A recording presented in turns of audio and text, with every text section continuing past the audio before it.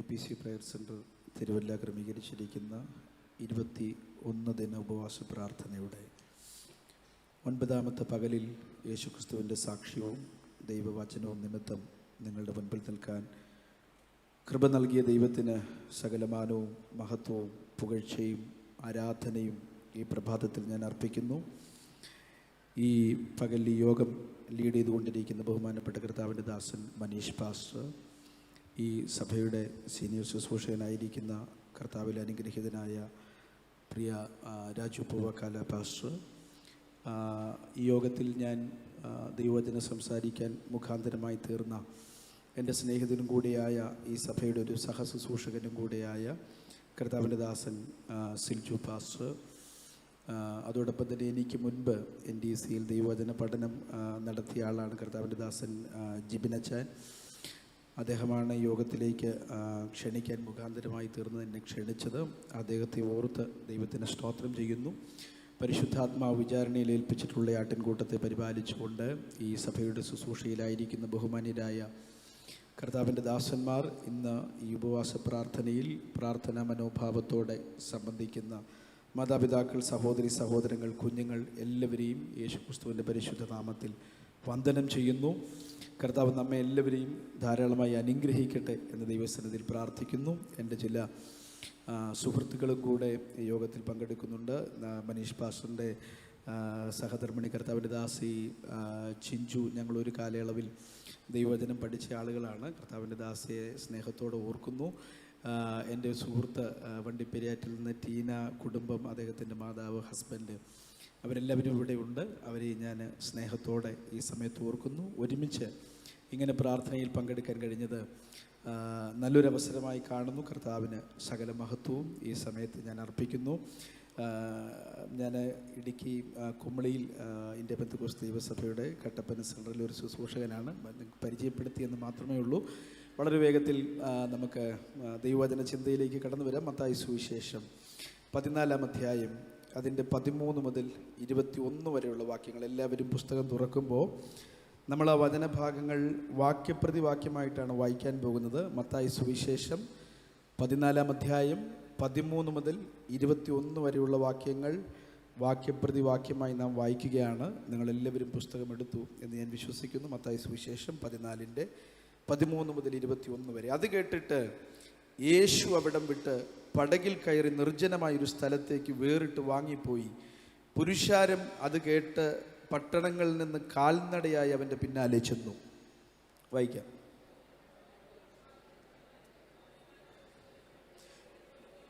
വൈകുന്നേരമായപ്പോൾ ശിഷ്യന്മാർ അവൻ്റെ അടുക്കൽ ചെന്ന്, ഈ സ്ഥലം മരുഭൂമിയല്ലോ, നേരവും വൈകി, പുരുഷാരം ഗ്രാമങ്ങളിൽ പോയി ഭക്ഷണ സാധനങ്ങൾ കൊള്ളേണ്ടതിന് അവരെ പറഞ്ഞയക്കണമെന്ന് പറഞ്ഞു.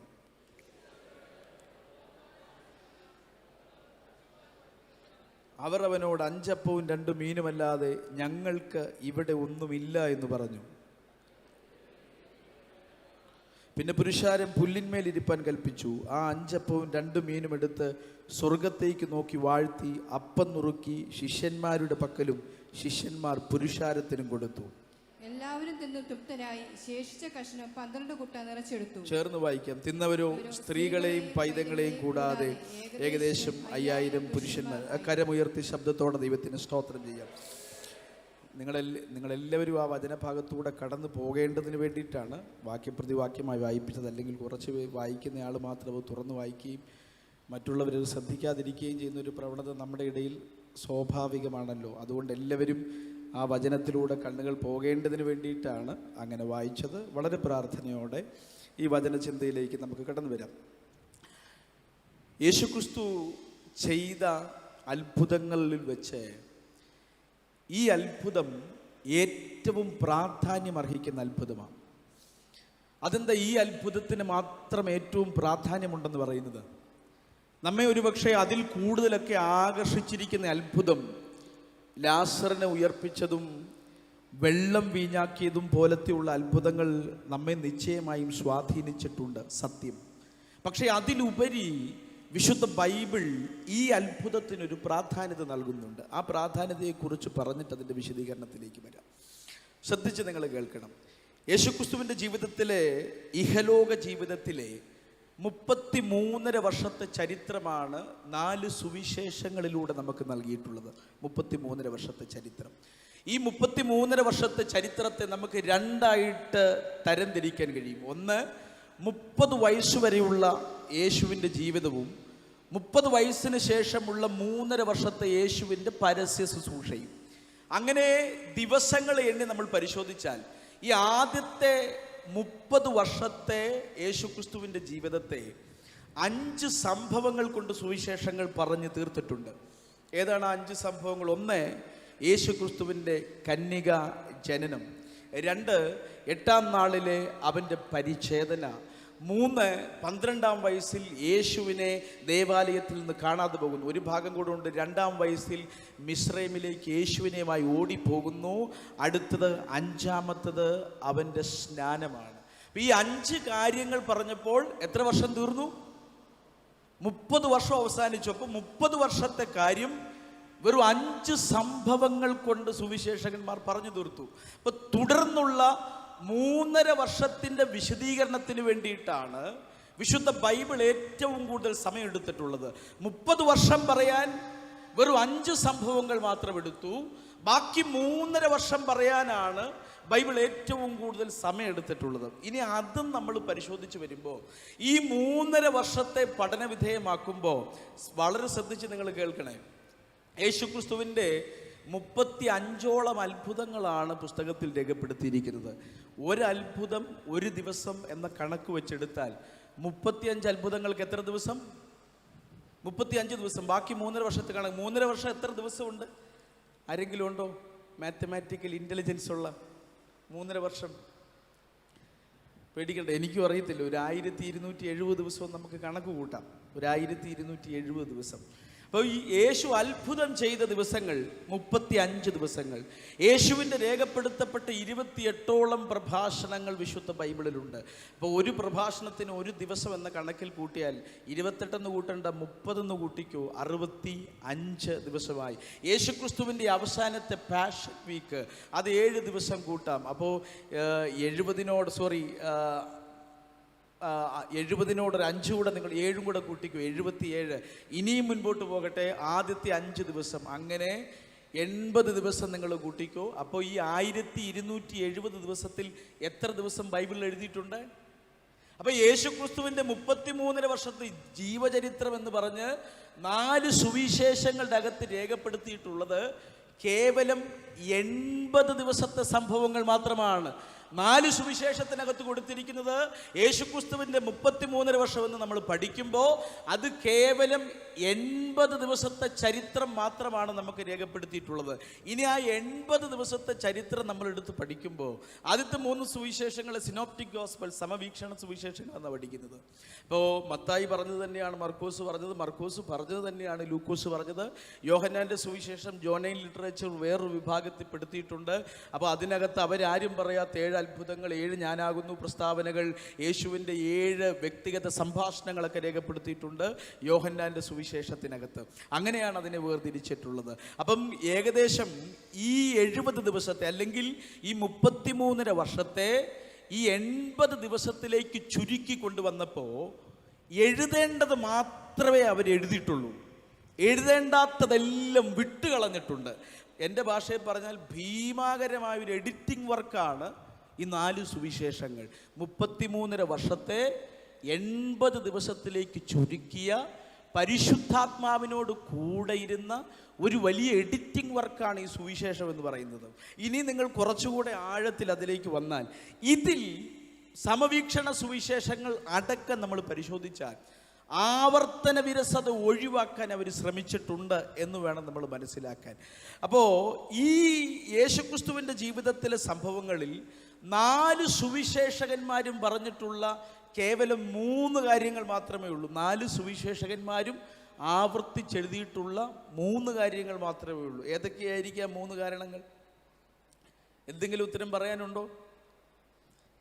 ഒന്ന്, യേശുക്രിസ്തുവിൻ്റെ ക്രൂശീകരണമാണ് എല്ലാവരും എഴുതിയത്. 2, എല്ലാവരും 4 സുവിശേഷകന്മാരും എഴുതിയത് യേശുക്രിസ്തുവിൻ്റെ പുനരുത്ഥാനമാണ്. ഇത് കൂടാതെ 4 സുവിശേഷകന്മാരും എഴുതിയ യേശുക്രിസ്തുവിൻ്റെ ജീവിതത്തിലെ ഏക കാര്യമേ വിശുദ്ധ ബൈബിളിലുള്ളൂ. അതാണ് നമ്മൾ വായിച്ച 5 അപ്പം കൊണ്ട് 5000 പേരെ പോഷിപ്പിച്ച അത്ഭുതം. അപ്പം ഞാൻ ഇത്രയും പറഞ്ഞിട്ട് ഇതിലേക്ക് വന്നത് അതിൻ്റെ ആ ഗൗരവം നിങ്ങൾക്ക് മനസ്സിലാക്കാൻ വേണ്ടിയിട്ടാണ്. അപ്പം മറ്റൊരു കാര്യവും ആവർത്തിച്ചെഴുതാതെ, മറ്റൊരു അത്ഭുതവും ആവർത്തിച്ചെഴുതാതെ, ഇനി എൻ്റെ ചിന്ത, മർക്കോസാണ് ആദ്യത്തെ സുവിശേഷം എഴുതിയത്. അപ്പം മർക്കോസ് എഴുതിയതിന് ശേഷം മത്തായി എഴുതാനിരിക്കുമ്പോൾ മർക്കോസ് എഴുതിയതല്ലേ, ഞാൻ ഈ അത്ഭുതം എഴുതണ്ടെന്ന് ചിന്തിച്ചപ്പോൾ പരിശുദ്ധാത്മാവ് നിർബന്ധിച്ചു, നോ, ഏത് അത്ഭുതം എഴുതിയില്ലെങ്കിലും ഈ അത്ഭുതം എഴുതണം. ലൂക്കോസ് എഴുതാനിരുന്നപ്പോൾ അവർ രണ്ടുപേരും എഴുതിയതല്ലേ, ഞാൻ എഴുതേണ്ട എന്ന് വിചാരിച്ചപ്പോൾ പരിശുദ്ധാത്മാവ് നിർബന്ധിച്ചു, നോ, ഏത് അത്ഭുതം എഴുതിയില്ലെങ്കിലും ഈ അത്ഭുതം എഴുതണം. 3 പേരും എഴുതിയതിന് ശേഷം ഒടുവിൽ യോഹന്നാൻ എഴുതാതിരിക്കുമ്പോഴും മറ്റാരും എഴുതാത്ത 6 അത്ഭുതങ്ങൾ രേഖപ്പെടുത്തി. ഒരത്ഭുതവും കൂടെ എഴുതാൻ അദ്ദേഹം വന്നപ്പോൾ പരിശുദ്ധാത്മാവ് പറഞ്ഞു കാണും, നോ, 5 അപ്പം കൊണ്ട് 5000 പേരെ പോഷിപ്പിച്ച അത്ഭുതം എഴുതണം. അപ്പൊ ഞാൻ ചിന്തിച്ചു, എന്താണ് ഈ അത്ഭുതം മാത്രം ആവർത്തിച്ചെഴുതാൻ പരിശുദ്ധാത്മാവ് പറഞ്ഞത്? മറ്റ് ഇതര അത്ഭുതങ്ങളെ ആവർത്തിക്കാതെ, ഇതിലും നമ്മെ ഏറെ ചിന്തിപ്പിക്കുന്ന അത്ഭുതങ്ങളെ ആവർത്തിക്കാതെ, ഈ 5 അപ്പം കൊണ്ട് 5000 പേരെ പോഷിപ്പിക്കുന്ന അത്ഭുതം മാത്രം ക്രൂശീകരണത്തോടും പുനരുത്ഥാനത്തോടും ബന്ധപ്പെട്ടെന്ന് പറഞ്ഞാൽ അതുമാത്രമാണ് 4 സുവിശേഷകന്മാരും പറഞ്ഞിരിക്കുന്ന പ്രധാനപ്പെട്ട സംഭവങ്ങൾ. അപ്പോൾ അതിനോട് തന്നെ ചേർത്ത് ഇത് ആവർത്തിക്കാനുള്ള കാരണം എന്തായിരിക്കാം? സ്തോത്രം. ഈ അത്ഭുതം ആവർത്തിക്കാനുള്ള കാരണം എന്തായിരിക്കാം? ഇപ്പം എൻ്റെ പ്രാർത്ഥനാ മുറിക്കകത്ത് പരിശുദ്ധാത്മാവ് എന്നോട് ഇടപെട്ട ലളിതമായൊരു കാര്യം പറഞ്ഞിട്ട് ഞാൻ ആ വചനത്തിൻ്റെ വിശദീകരണത്തിലേക്ക് വേഗത്തിൽ വരാം. ഈ കാലഘട്ടം വിഭിന്നമായൊരു കാലഘട്ടമാണ്. സുവിശേഷം 2 രീതിയിൽ പ്രസംഗിക്കപ്പെടുന്നുണ്ട്. ആ 2 രീതി എന്ന് പറഞ്ഞാൽ 2 എക്സ്റ്റെൻറ്റിൽ നിന്നുകൊണ്ട് സുവിശേഷം പ്രസംഗിക്കപ്പെടുന്നുണ്ട്. അതിലൊരു എക്സ്റ്റെൻറ്റ് പറയുന്നത് യേശുക്രിസ്തുവിൽ വരുന്നവർക്കെല്ലാം സമൃദ്ധി ഉണ്ടാകുമെന്നാണ് ഒരു എക്സ്റ്റെൻറ്റ്. അവരും വചനം വെച്ച് തന്നെയാണ് വ്യാഖ്യാനിക്കുക. 2ാമത്തെ എക്സ്റ്റെൻറ്റിൽ നിന്നുകൊണ്ട് സുവിശേഷകർ പറയുന്നത് ക്രിസ്തുവിൽ വരുന്നത് ഒന്നും നേടാനല്ല.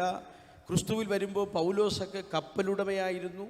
ഇവിടെ നിന്ന് പോകുമ്പോൾ പുതപ്പും ചർമ്മലിഖിതങ്ങളും പുസ്തകങ്ങളും അല്ലാതെ പൗലോസിൻ്റെ കയ്യിൽ മറ്റൊന്നുമില്ലായിരുന്നു. അപ്പോൾ ഈ 2 എക്സ്റ്റെൻ്റാണ് നമ്മളെ പഠിപ്പിക്കുക. 1, ക്രിസ്തുവിൽ വരുമ്പോൾ നിറവുണ്ടാകും. 2, ക്രിസ്തുവിൽ വരുമ്പോൾ എല്ലാം ഒഴിഞ്ഞ് ഒന്നുമില്ലാത്തവരായി നമ്മൾ പോകണം. അപ്പോൾ ഇവിടുത്തെ കാര്യങ്ങളല്ല വലുത് എന്ന് നമ്മെ പഠിപ്പിക്കുന്നുണ്ട്. അപ്പോൾ 2 രീതിയിൽ ഈ പ്രസംഗം കേൾക്കുന്നത് കൊണ്ട് നമ്മുടെ മനസ്സിനകത്ത് തന്നെ വല്ലാത്തൊരു ആശങ്ക വരും. തമ്പുരാനെ, ഏതാ ശരി, ഏതാ ഞാൻ വിശ്വസിക്കേണ്ടത്? ഇപ്പം ഞാൻ പറയുന്നു, ഈ അത്ഭുതം പരിശുദ്ധാത്മാവ് ഇങ്ങനെ ആവർത്തിച്ചെഴുതാൻ കാരണം, എത്ര തലമുറ കഴിഞ്ഞു പോയാലും, എത്ര കാലം കഴിഞ്ഞു പോയാലും ജനത്തോട് ഈ സന്ദേശം പറയണം. ഏത് സന്ദേശം? എൻ്റെ പിന്നാലെ ഇറങ്ങി വന്നവനെ വിശന്നവനായി, കരുതലില്ലാത്തവനായി, ഒഴിഞ്ഞവനായി മടങ്ങിപ്പോകാൻ ഞാൻ അനുവദിക്കത്തില്ലെന്ന് യേശു അന്ന് ജനത്തെ പഠിപ്പിച്ചത് അത് ആവർത്തിച്ച് 4 സുവിശേഷങ്ങളിൽ എഴുതിയെങ്കിൽ ഇന്ന് പകൽ വചനം ശ്രദ്ധിക്കുന്ന ഉപവാസ പ്രാർത്ഥനയുടെ ഈ 9ാമത്തെ പകലിൽ വചനം കേട്ടുകൊണ്ടിരിക്കുന്ന പ്രിയപ്പെട്ടവരോട് ആത്മനിയോഗത്തോടെ വിളിച്ചു പറയാം, യേശുവിന്റെ പിന്നാലെയാണ് ഇറങ്ങി തിരിച്ചതെങ്കിൽ അവൻ കരുതൽ നൽകാതെ നമ്മെ മടക്കി അയക്കില്ല. അവന്റെ വചനത്തിന്റെ പിന്നാലെയാണ് ഇറങ്ങി തിരിച്ചതെങ്കിൽ, അവന്റെ ശബ്ദത്തിന്റെ പിന്നാലെയാണ് നാം ഇറങ്ങി തിരിച്ചതെങ്കിൽ അവൻ കരുതൽ നൽകാതെ നമ്മെ മടക്കി അയക്കില്ല.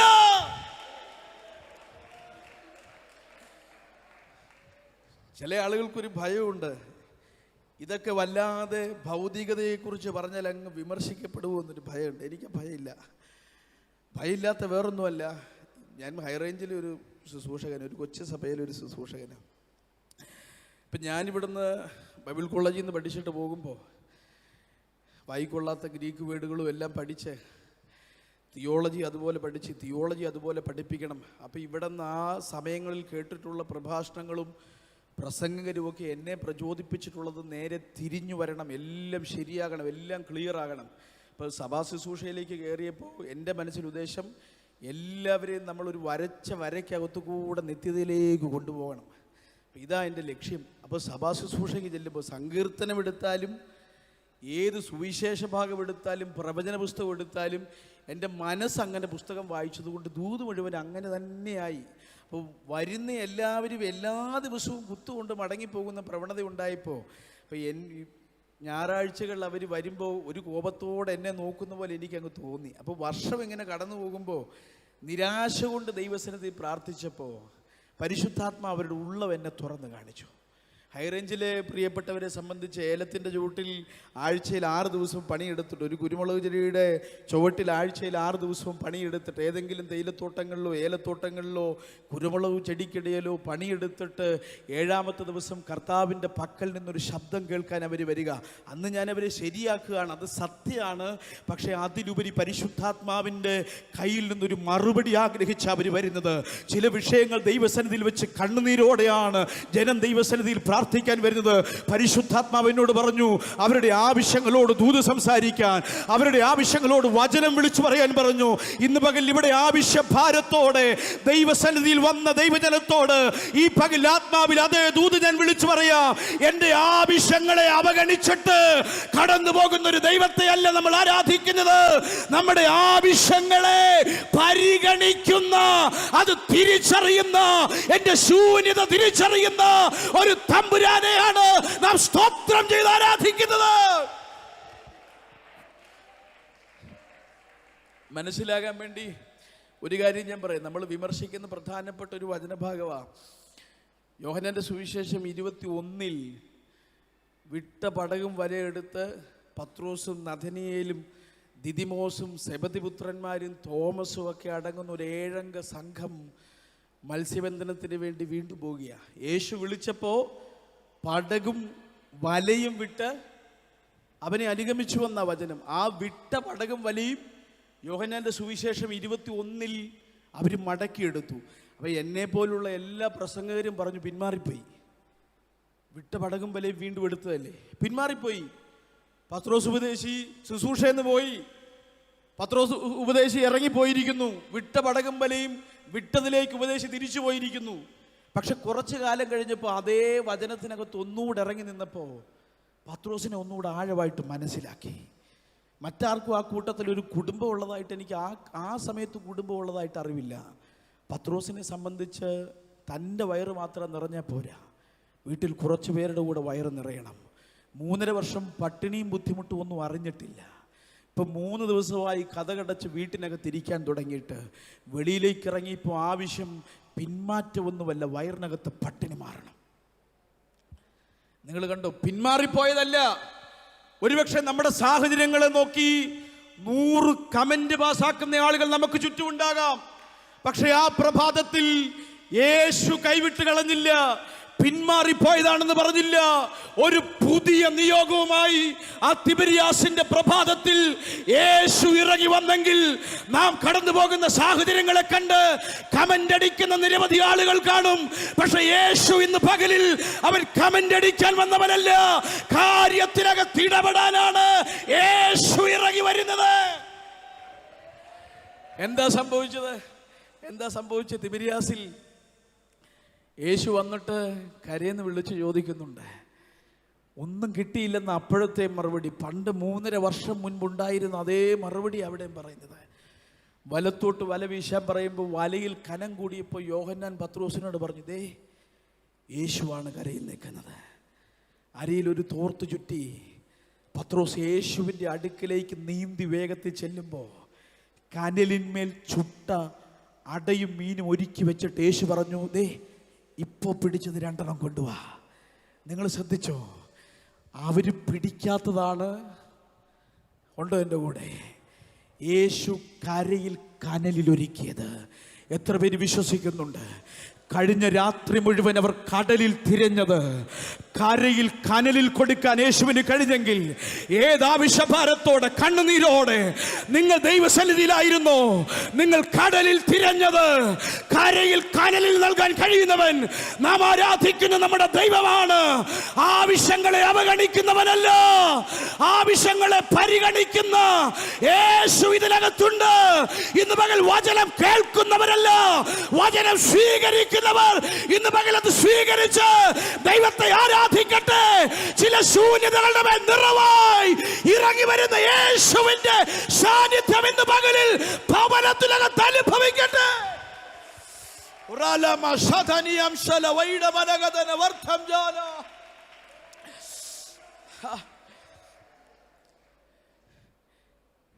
അവർ പിടിക്കാത്തത് അവൻ ഒരുക്കി വെച്ച് വിശ്വാസമുണ്ടോ? ഒരു രാത്രി മുഴുവൻ തിരഞ്ഞിട്ട് കിട്ടാത്തത്, ഒരു രാത്രി മുഴുവൻ വലയെറിഞ്ഞിട്ട് കിട്ടാത്തത്, ഒരുപാട് ആപ്ലിക്കേഷൻ വെച്ചിട്ട് കിട്ടാഞ്ഞത്, ഒരുപാട് ശുപാർശ നടത്തിയിട്ട് കിട്ടാഞ്ഞത്, ഒരുപാട് സമ്മർദ്ദം ചെലുത്തിയിട്ട് കിട്ടാഞ്ഞത്, അവൻ കരയിൽ കനലിൽ ഒരുക്കി തരാൻ കഴിവുള്ളവനാണെന്ന് ഇന്ന് പകൽ പരിശുദ്ധാത്മാവ് വിളിച്ചു പറയുകയോ. നിങ്ങളുടെ ശുപാർശയ്ക്കപ്പുറം, നിങ്ങളുടെ ആപ്ലിക്കേഷൻ ലെറ്ററിനപ്പുറം കനലിൽ ഒരുക്കി തരാൻ കഴിയുന്നവൻ.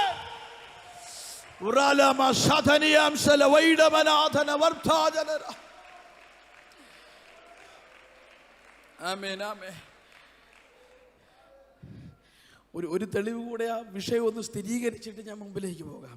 മത്തായി സുവിശേഷം തന്നെ 15:32 വാക്യം വായിക്കുമ്പോൾ, ഞാൻ വായിക്കാം കേട്ടോ. 15:32. എന്നാൽ യേശു തന്റെ ശിഷ്യന്മാരെ അടുക്കെ വിളിച്ചു, ഈ പുരുഷാരം ഇപ്പോൾ 3 നാളായി എന്നോടുകൂടെ പാർക്കുന്നു. അവർക്ക് ഭക്ഷിപ്പാൻ ഒന്നുമില്ലായ്ക കൊണ്ട് അവരെ കുറിച്ച് എനിക്ക് മനസ്സലിവ് തോന്നുന്നു. അവരെ പട്ടിണിയായി വിട്ടയപ്പാൻ മനസ്സുമില്ല. അവർ വഴിയിൽ വെച്ച് തളർന്നു പോയേക്കും എന്ന് പറഞ്ഞു. സ്തോത്രം. നിങ്ങൾ ആ വചനം ശ്രദ്ധിച്ചോ? ഈ ജനം ഇപ്പോൾ എത്ര ദിവസമായി? 3 നാളായി എന്നോടുകൂടെ പാർക്കുന്നു. 3 നാളായിട്ട് എന്തിനാ യേശുവിൻ്റെ കൂടെ നിന്നത്? യേശുവിൻ്റെ തിരുവായി മൊഴിഞ്ഞുള്ള വചനങ്ങൾ കേൾക്കുകയാ. ദൈവരാജ്യത്തെക്കുറിച്ചുള്ള ഉപമകൾ, മർമ്മങ്ങൾ, കർത്താവ് നേരിട്ട് പറഞ്ഞു കൊടുക്കുന്ന വചനം ശ്രദ്ധിക്കുക. 3-ാമത്തെ ദിവസം യേശു പറയുകയാണ്, ഇവരെ പട്ടിണിയായി വിട്ടയപ്പാൻ എനിക്ക് മനസ്സില്ല. അവർ, അടുത്ത വാക്കുണ്ടോ, അവർ വഴിയിൽ വച്ച്. ആ വാക്ക് എന്നെ വല്ലാതെ ചിന്തിപ്പിച്ചു. യേശു പറഞ്ഞു ദൂത് കേട്ടിട്ട് മടങ്ങിപ്പോകുന്നവരെ കുറിച്ച് യേശു പറഞ്ഞു വഴിയിൽ വെച്ച് തളർന്നു പോയേക്കും. ഞങ്ങൾ ഉപവാസ പ്രാർത്ഥന കഴിയുമ്പോൾ പറയുന്നത് ഈ ബലത്തോടെ പോകുക എന്നാ. ഈ ബലത്തോടെ, അപ്പം വചനം കേട്ട് ബലത്തോടെ പോകാനാണ് ഉദ്ദേശിക്കുന്നത്. അപ്പോൾ ഒരു ബലമുണ്ട് വചനത്തിനകത്ത്, അത് കേട്ട് മടങ്ങിപ്പോകും. പക്ഷേ യേശു 3 ദിവസം യേശുവിൻ്റെ പാദപീഠത്തിങ്കിൽ ഇരുന്ന് ശുശ്രൂഷ കേട്ടിട്ട് മടങ്ങിപ്പോയ ആളുകളെക്കുറിച്ച് യേശു പറഞ്ഞു വഴി വെച്ച് തളർന്നു പോകും. അതിൻ്റെ കർത്താവ് അങ്ങനെ പറഞ്ഞേ, വചനം അവരുടെ ആത്മാവിൻ്റെ പട്ടിണി മാറ്റും, വചനം അവരുടെ അകത്തെ വിശപ്പ് മാറ്റും. പക്ഷെ വയറിൻ്റെ പട്ടിണി മാറണമെങ്കിൽ, അത് മാറിയില്ലെങ്കിൽ തളർന്നു പോകും. ഈ ഉപവാസ പ്രാർത്ഥനയിലും വചനത്തിൽ നിങ്ങൾ ശക്തിപ്പെടും, ആത്മാവിൽ ബലപ്പെടും, കൃപാവരം കൊണ്ട് നിറയും. പക്ഷെ അപ്പോഴും യേശുവിനറിയാം, അങ്ങനെ വചനം കേട്ട് നിറവുമായി നിങ്ങൾ ഇറങ്ങിപ്പോയാലും കരുതൽ വെളിപ്പെട്ടില്ലെങ്കിൽ വഴിയിൽ വെച്ച് തളർന്നു പോകാൻ സാധ്യതയുണ്ടെന്ന് ഞങ്ങൾ പറഞ്ഞതല്ല, യേശു പറഞ്ഞ വാക്കാണ്.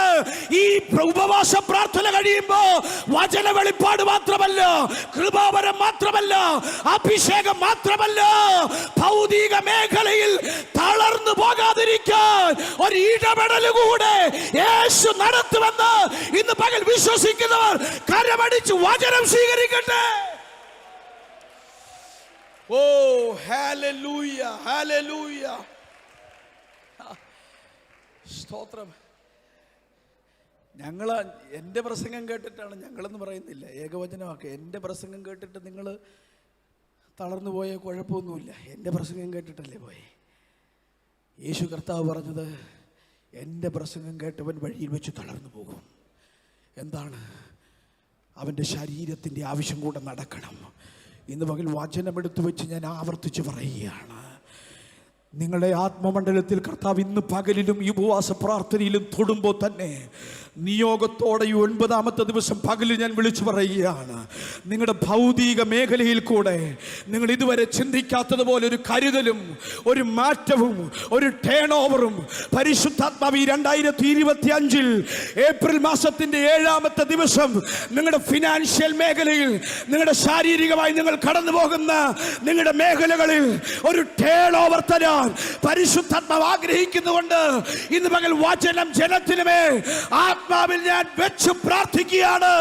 ഇന്ന് പകൽ അത് റിസീവ് ചെയ്യുന്നവരെ വചനം ഓപ്പൺ ചെയ്യട്ടെ, വചനം തൊടട്ടെ, വചനം സ്പർശിക്കട്ടെ, വചനം വാതിലുകൾ തുറക്കട്ടെ.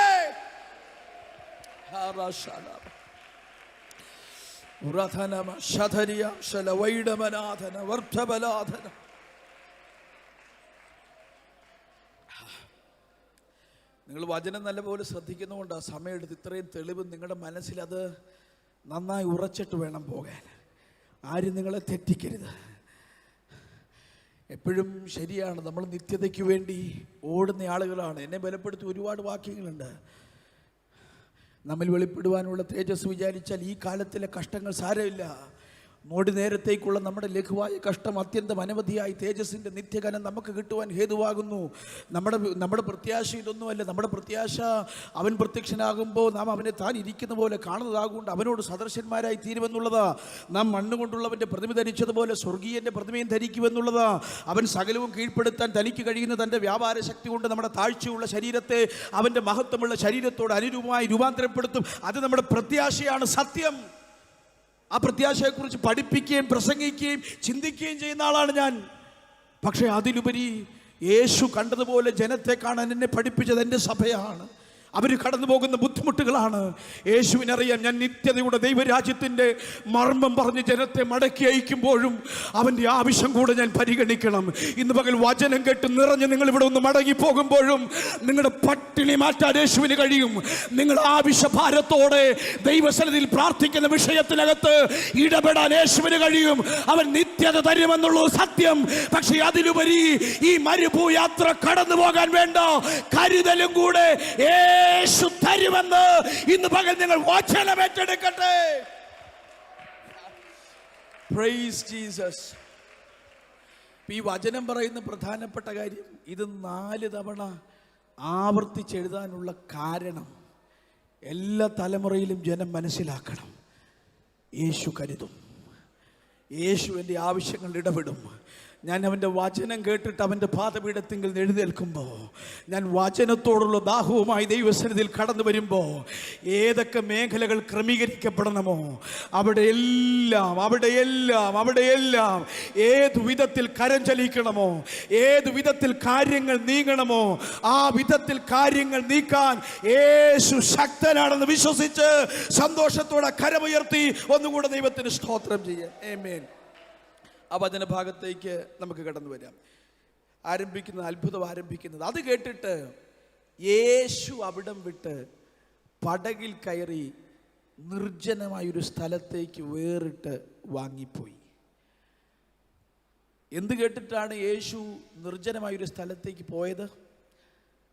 അതിൻ്റെ ഉത്തരം അതിൻ്റെ ആദ്യത്തെ പാരഗ്രാഫിലുണ്ട്. എന്ത് കേട്ടിട്ടാണ് യേശു പോയതെന്ന്. ഹെരോദാവിൻ്റെ കൊട്ടാരം, ഇതുപോലെ വലിയൊരു സദസ്സിൽ ഒരു നല്ല ജന്മദിനാഘോഷം നടക്കുക. ജന്മദിനാഘോഷം നടക്കുമ്പോൾ രാജാവ് ക്ഷണിച്ചിട്ടുള്ള നിരവധി ആളുകൾ അവിടെ വന്ന് നിരന്നിട്ടുണ്ട്. അത്രയും ആളുകൾ ഇരിക്കുമ്പോൾ ഹെരോദാവിൻ്റെ മകൾ വന്ന് വളരെ മനോഹരമായൊരു നൃത്തം ചെയ്യുന്നു. അപ്പോൾ ഡാൻസ് പപ്പയ്ക്ക് ഇഷ്ടപ്പെട്ടപ്പോൾ പപ്പ എഴുന്നേറ്റ് നിന്ന് എല്ലാവരുടെ മുമ്പിൽ വെച്ച് പറഞ്ഞു, മോള് എന്തു ചോദിച്ചാലും പപ്പ തരും. മോള് മിടിക്കുക. മോള് സ്വന്തമായിട്ടൊരു അഭിപ്രായം പറയാതെ ഓടിച്ചെന്ന് മമ്മിയോടൊരു ഉപദേശം ചോദിച്ചു. അതൊരു നല്ല കാര്യമല്ലേ? അപ്പോൾ സ്വന്തമായിട്ടൊരാവശ്യം പറയാതെ മമ്മിയുടെ കൂടെ ഒരു ഉപദേശം തേടിയിട്ടൊരാവശ്യം പപ്പയോട് പറയാമെന്ന് ചിന്തിച്ചേ. പക്ഷേ മോളുടെ മനസ്സ് നല്ലതായിരുന്നു, പക്ഷെ മമ്മിയുടെ മനസ്സ് അത്ര നല്ലതല്ലായിരുന്നു കേട്ടോ. മമ്മി ചോദിച്ച ആഗ്രഹം അത്ര നല്ലതല്ലായിരുന്നു. മമ്മി മോളെ പറഞ്ഞു വിട്ട പ്രധാനപ്പെട്ട താല്പര്യം, മോള് ചെന്ന് പപ്പയോട് ചോദിക്കണം, മമ്മിക്ക് വിരോധം ഉണ്ടായിരുന്ന ഒരു പാസ്റ്റർ ഉണ്ടായിരുന്നേ. അപ്പോൾ ഈ വിരോധമുള്ള പാസ്റ്ററെ ഈ തലയൊരു പ്ലേറ്റിൽ കിട്ടുവാണെങ്കിൽ കാണാനൊരു സുഖം ഉണ്ടായിരുന്നു. ഇതായിരുന്നു അമ്മയുടെ റിക്വസ്റ്റ്. അപ്പോൾ മോൾ ഇത് വന്ന് പപ്പയോട് പറയുമ്പോൾ, പപ്പയ്ക്ക് പാസ്റ്ററെ ശിരച്ഛേദം ചെയ്യണമെന്ന് താല്പര്യമൊന്നും ഇല്ലായിരുന്നിട്ട് കൂടെ എല്ലാവരുടെയും മുൻപിൽ വെച്ചത് പറഞ്ഞതുകൊണ്ട് മനസ്സില്ലാ മനസ്സോടെ യോഹന്നാൻ സ്നാപകനെ ശിരച്ഛേദം ചെയ്ത് അവൻ്റെ തല ഒരു തളികയിൽ ഈ ബാലികയ്ക്ക് കൊടുത്തു. ആ വചനം പറഞ്ഞ് അവസാനിപ്പിക്കുന്നത്, അവൻ്റെ ശിഷ്യന്മാർ വന്ന് അവൻ്റെ ഉടൽ കുഴിച്ചിട്ടു. പിന്നെ ഈ വസ്തുത വന്ന് യേശുവിനെ അറിയിച്ചു. അത് കേട്ടിട്ട് അവൻ അവിടം വിട്ട് പടകിൽ കയറി നിർജ്ജനമായൊരു സ്ഥലത്തേക്ക് വേറിട്ട് വാങ്ങിപ്പോയി. ഇങ്ങനെയാണ് വചനം നിൽക്കുന്നത്. ശ്രദ്ധിച്ചോണേ, എൻ്റെ കൂടെ ശ്രദ്ധിച്ചു വരണേ. അപ്പം യേശു എന്തുകൊണ്ട് സ്ഥലം വിട്ടുപോയി എന്ന് ചോദിച്ചാൽ ഒരു ഉത്തരം, ഹെരോദാവ് യോഹന്നാൻ സ്നാപകൻ്റെ തല വെട്ടി എന്നറിഞ്ഞപ്പോൾ യേശു സ്ഥലം വിട്ടുപോയി. ആഹാ, ഹെരോദാവ് യോഹന്നാൻ സ്നാപകന്റെ തല വെട്ടിയെങ്കിൽ യേശു എന്തിനാ സ്ഥലം വിട്ടുപോയത്? ഉത്തരം മനസ്സിലായി. ഉത്തരം, ഇനി അവിടെ നിന്നാൽ ഹെരോദാവിൻ്റെ വാൾ അടുത്തത് യേശുവിൻ്റെ കഴുത്തിന് നേരെ വരാൻ സാധ്യതയുണ്ട്. അതുകൊണ്ട് യേശു മാറിപ്പോയി. ഇത് പറയുമ്പോൾ നിങ്ങളുടെ എല്ലാവരുടെയും മുഖത്ത് ഒരു ആശങ്കയും ഒരു ചോദ്യം, പാസ്റ്ററേ യേശു എന്തിനങ്ങനെ പേടിച്ചു പോകുന്നേ? യേശു എന്തിനങ്ങനെ പോകേണ്ട കാര്യം എന്താ? അങ്ങനൊരു ചോദ്യം നിങ്ങൾക്കുണ്ടാകാം. അത് നമുക്കൊന്ന് പരിഹരിച്ചിട്ട് ഇങ്ങോട്ട് വരാം.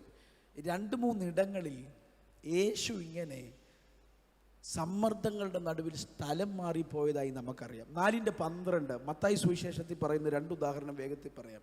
4:12 യോഹന്നാൻ തടവിലായി എന്ന് കേട്ടാറേ അവൻ ഗലീലയ്ക്ക് വാങ്ങിപ്പോയി. കണ്ടോ, യോഹന്നാനെ അറസ്റ്റ് ചെയ്തു എന്നറിഞ്ഞപ്പോൾ യേശു എന്ത് ചെയ്തു?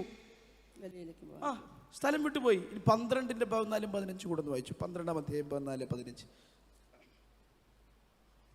പരീശന്മാരോ പുറപ്പെട്ട് അവനെ നശിപ്പിപ്പാൻ വേണ്ടി അവന് വിരോധമായി തമ്മിൽ ആലോചിച്ചു. കേട്ടോ, പരീശന്മാർ അവനെ നശിപ്പിക്കാൻ വേണ്ടി അവന് വിരോധമായി തമ്മിൽ ആലോചിച്ചു. യേശു അത് അറിഞ്ഞിട്ട് അവിടം വിട്ടുപോയി. കണ്ടോ, പരീശന്മാരെല്ലാരും കൂടെ യേശുവിനെ കയ്യേറ്റം ചെയ്തേക്കാം എന്ന് വിചാരിച്ചപ്പോൾ, ആഹാ ഇവരെന്നെ കയ്യേറ്റം ചെയ്യാനോ, എന്നാ അത് കണ്ടിട്ടേ ഉള്ളെന്ന് പറഞ്ഞ് യേശു എന്ത് ചെയ്തു? അവിടെ നിന്നില്ല. ഞാൻ ഈ കൂടുതലും പരസ്യത്തിനൊക്കെ പോകുന്ന ഒരു ഉപദേശിയാണ്. അപ്പം പലയിടങ്ങളിൽ ചെല്ലുമ്പോൾ ആളുകൾ പറയും, ഇവിടെ നിങ്ങളുടെ സുവിശേഷമൊന്നും വേണ്ട, ഇവിടെ ഒന്നും പറയണ്ട. അപ്പം എനിക്ക് ഇന്ത്യൻ ഭരണഘടന നല്ലതുപോലെ അറിയാം. അപ്പം ഏത് മതത്തിൽ വിശ്വസിക്കാനും ആ മതം പ്രചരിപ്പിക്കാനുമുള്ളത് ഭരണഘടനയുടെ പ്രിയാമ്പിൾ ആമുഖം പറയുന്ന കാര്യമാണ്. ഏത് മതത്തിലും വിശ്വസിക്കാം, ആ മതം പ്രചരിപ്പിക്കുകയും ചെയ്യാം. അതിന് ഭരണഘടന നൽകുന്ന മൗലിക അവകാശം. അപ്പോൾ ഇവർ വന്ന് നമ്മളോട് പറയുക, ഏതാ ഇവിടെ സുവിശേഷ യോഗം നടത്തണ്ടെന്ന് പറയുമ്പോൾ എനിക്കറിയാം, എൻ്റെ പൊന്നു സാറേ ഭരണഘടന പറയുന്നതുകൊണ്ട് ഞാനിവിടെ നടത്തിയിട്ട് പോകത്തുള്ളൂ എന്ന് അവരോട് പറഞ്ഞാൽ അടുത്ത് അവരൊരു കൈവെപ്പ് ശുശ്രൂഷ ഞങ്ങൾക്ക് തരും. അപ്പം നമ്മുടെ ബോക്സിൻ്റെ മേലെ ഒരു കൈവെക്കും, ഞങ്ങളുടെ മേലെ ഒരു ശുശ്രൂഷ അവർ തരും. അപ്പോൾ അങ്ങനെ ഒരു കൈവെപ്പ് ശുശ്രൂഷ വേണ്ടല്ലോ എന്ന് ഓർത്തിട്ട് എന്ത് ചെയ്യും? നമ്മൾ ബോക്സ് കൊടുത്തുകൊണ്ട് അവിടെ നിന്ന് പോകും. സ്വാഭാവികമായിട്ട് സംഭവിക്കുന്ന 2 കാര്യമുണ്ട് കേട്ടോ അത് പോകുന്നു. ഒന്നാമത് ബഹളം ഉണ്ടാക്കണ്ടല്ലോ എന്ന് ഓർത്ത് ആ ബോക്സ് എടുത്തുകൊണ്ട് പോകും. രണ്ടാമത്തെ കാര്യം, അവനോട് ദേഷ്യം പിടിപ്പിച്ചിട്ട് സുവിശേഷം പറഞ്ഞിട്ട് എന്നാ കാര്യം? അവരുടെ തലയ്ക്കകത്ത് കയറത്തില്ലോ. പിന്നെ അവിടെ ഈ ബോക്സും ഫിറ്റ് നമ്മൾ അവിടെ ഒന്നും സംസാരിക്കേണ്ട കാര്യമില്ലല്ലോ. അപ്പോൾ 2 കാരണങ്ങൾ കൊണ്ട് അവിടെ നിന്ന് പോരും. അപ്പോൾ അവിടെ വന്നാൽ അടി കിട്ടുമെന്ന് ഉറപ്പാണ്. യേശു കാണിച്ചെന്ന് മാതൃക കണ്ടോ? പരീശന്മാർ യേശുവിനെ കൈകാര്യം ചെയ്യാൻ ശ്രമിച്ചപ്പോൾ യേശു അതറിഞ്ഞപ്പോൾ എന്നാ അത് കണ്ടിട്ടേ ഉള്ളെന്ന് പറഞ്ഞ് അവിടെ നിന്നില്ല. യേശു അവിടെ വിട്ടുപോയി. യോഹന്നാനെ അറസ്റ്റ് ചെയ്തു എന്നറിഞ്ഞപ്പോൾ യേശു സ്ഥലം മാറിപ്പോയി. പരീശന്മാർ തല്ലാൻ വന്നു എന്നറിഞ്ഞപ്പോൾ യേശു അവിടം വിട്ടുപോയി.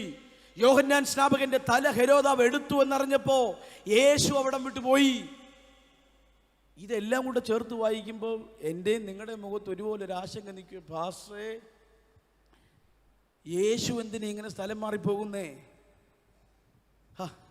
എന്നെ ഗതികേടല്ലേ. ഒരിടത്ത് ചെന്നപ്പോൾ അവിടെ ചങ്ങല, അടുത്തടുത്ത് ചെന്നപ്പോൾ പരീശന്മാർ, അടുത്ത സ്ഥലത്ത് ചെന്നപ്പോൾ വാള്.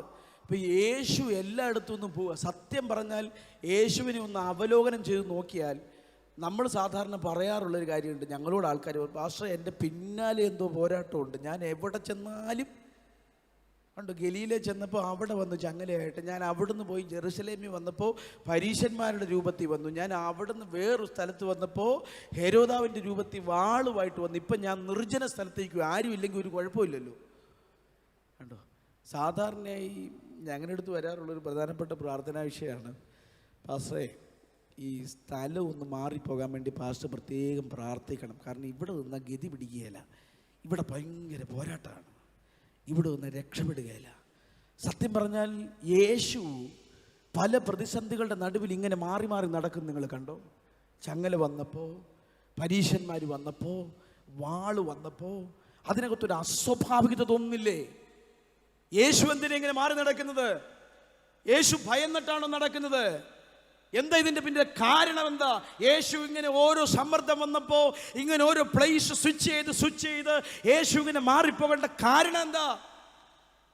മനസ്സിനകത്തൊരു ആശങ്ക വന്നില്ലേ? യേശു എന്തിനാ ഇങ്ങനെ ഓടി നടക്കുന്നു? പാസ്റ്റർമാർ വല്ലതും ആയിരുന്നു ചോദിക്കായിരുന്നു. എന്തോ ഭാഷ ഒരിടത്ത് എന്നിട്ട് മിനിസ്ട്രി അങ്ങോട്ട് സെറ്റാകുന്നില്ല. ഞാൻ എൻ്റെ ന്യൂജൻ ഭാഷയിലങ്ങ് പറയുകയാണ്, എവിടെ ചെന്നിട്ടും അങ്ങോട്ട് സെറ്റാകുന്നില്ല. അതുകൊണ്ട് അവിടെ നിന്ന് ഞങ്ങളങ്ങ് മൂവ് ചെയ്യാൻ പോവുക. അവിടെ നിന്ന് ഷിഫ്റ്റ് ആകണം ഭാഷ, പ്രത്യേകം പ്രാർത്ഥിക്കണം, നിൽക്കാൻ പറ്റുന്നില്ല.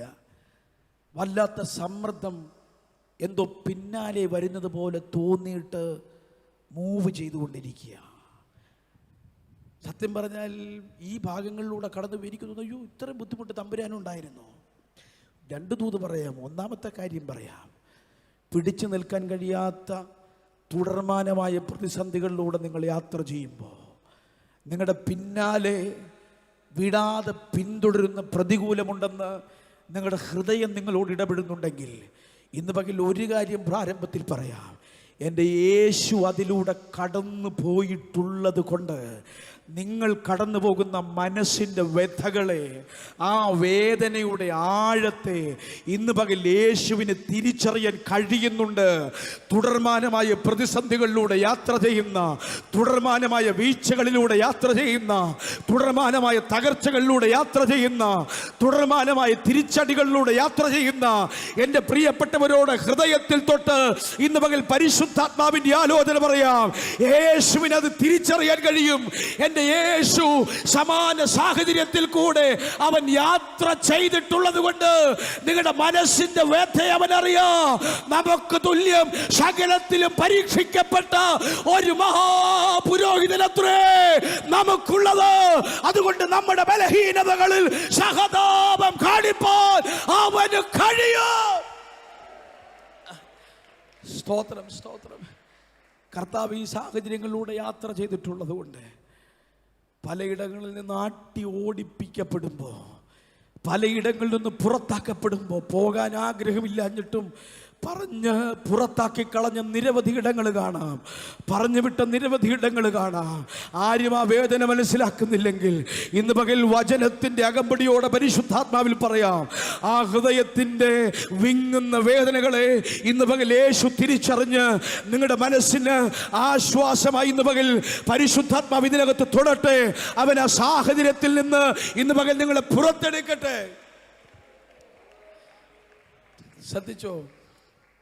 അപ്പോൾ യേശു ഇങ്ങനെ ഓരോ സ്ഥലത്ത് മാറി നടന്നപ്പോൾ അപ്പോഴും നമ്മുടെ മനസ്സിലൊരു ചോദ്യമുണ്ട്, യേശു എന്തിനാ ഇങ്ങനെ മാറി നടന്നേ? ആ വചനഭാഗത്തൂടെ എല്ലാം നമ്മൾ തിരിച്ചു വരുമ്പോൾ പുസ്തകം തുറന്നെങ്കിൽ 4:12 യേശു ഓടിപ്പോയതിന് ശേഷം 14 15 വാക്യങ്ങൾ ഒരു ഡബിൾ ഇൻവേർട്ടഡ് കോമായിൽ ഒരു പഴയ നിയമ പ്രവചനം എഴുതിയിട്ട് 16 വാക്യം എന്ന് യെശയ്യാ പ്രവാചകൻ മുഖാന്തരം അരുളി ചെയ്തു നിവർത്തിയാകാൻ ഇടവന്നു. 12-ാം അധ്യായത്തിൽ യേശു പരീശന്മാരുടെ ഗൂഢാലോചനയ്ക്ക് വിധേയമായി മറ്റൊരിടത്തേക്ക് പോകുമ്പോൾ 12-ാം അധ്യായത്തിൻ്റെ 17 മുതലുള്ള വാക്യങ്ങൾ വീണ്ടും ഒരു പഴയ നിയമ പ്രവചനം 20 വരെ നീളത്തിൽ എഴുതിയിട്ട് 21-ാം വാക്യത്തിൽ എഴുതി എന്നിങ്ങനെ പ്രവാചകൻ മുഖാന്തരം അരുളി ചെയ്തത് നിവൃത്തിയാകുവാൻ സംഗതി വന്നു. യേശു മാറിപ്പോയി എന്ന് പറയുന്ന എല്ലായിടത്തും മത്തായി സുവിശേഷത്തിനകത്ത് നിങ്ങൾ പരിശോധിച്ചാൽ അടുത്തത് എഴുതാൻ പോകുന്ന ഒരു പഴയ നിയമ പ്രവചനമാണ്. എന്നിട്ട് അതിൻ്റെ അടിയിൽ എഴുതും എന്നിങ്ങനെ പ്രവാചകൻ പറഞ്ഞതുപോലെ നിവർത്തിയാകാൻ സംഗതി വന്നു. എന്തോ മനസ്സിലായി? നമ്മൾ ചിന്തിച്ച് തുടർമാനമായ പ്രതിസന്ധി പിശാച് അണിയറയിൽ മെനഞ്ഞൊരുക്കിയ തന്ത്രത്തിൻ്റെ ആവിഷ്കരണമാണെന്ന്. പക്ഷെ പുസ്തകം നമ്മോട് പറയുന്ന പ്രധാനപ്പെട്ട സന്ദേശം, അവിടെ തടവറ ഉയർന്നതും ഇവിടെ വാൾ ഉയർന്നതും ഇവിടെ പരീശന്മാർ എഴുന്നേറ്റതും സ്വർഗമറിയാതെയല്ല. ഓരോ ടേണിംഗ് പോയിന്റിനകത്ത് വഴിതിരിച്ചു വിട്ടത് പിശാചിന്റെ സമ്മർദ്ദമല്ല. ഒരു ഭക്തന്റെ ജീവിതത്തിന്റെ ടേൺ ഓവർ തീരുമാനിക്കുന്നത് എതിർത്തു വരുന്ന ആളുകളല്ല, പരീശന്മാരുടെ ഗൂഢാലോചനയല്ല, ഹെരോദാവിന്റെ വാളല്ല, ഹെരോദാവിന്റെ ചങ്ങലയല്ല. എനിക്ക് മേലുള്ള പ്രവചന ശബ്ദമാണ് എന്നെ വഴിതിരിച്ചു വിടുന്നത്. എന്റെ മേലുള്ള ദൈവത്തിന്റെ നിർണയമാണ്. ജീവിതത്തിൽ വരുന്ന ചലഞ്ചുകൾ, ജീവിതത്തിൽ വരുന്ന വെല്ലുവിളികൾ എന്നെ പ്രവചനത്തിലേക്ക് ചുവടുവെപ്പിക്കുന്ന പരിശുദ്ധാത്മാവിന്റെ നിയോഗമാണ്.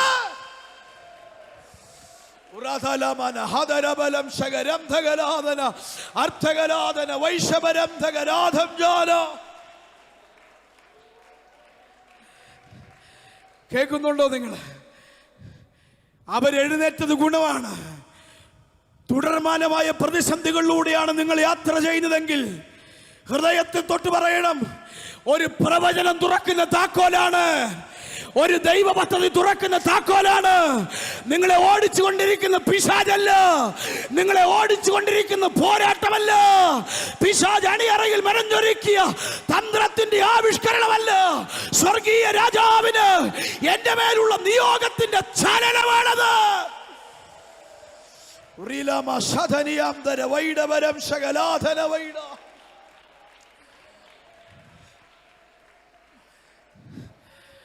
പ്രതിസന്ധികൾ കൂടെ യാത്ര ചെയ്യുന്ന എൻ്റെ പ്രിയപ്പെട്ടവരെ,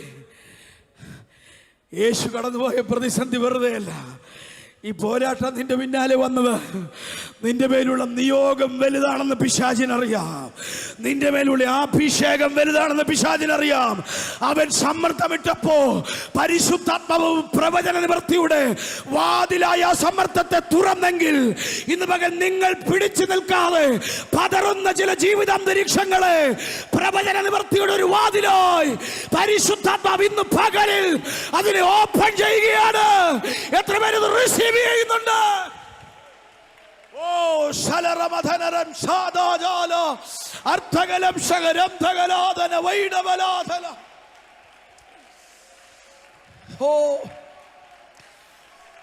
റീഖാമാന റംശലാധിയം ശരാധരം.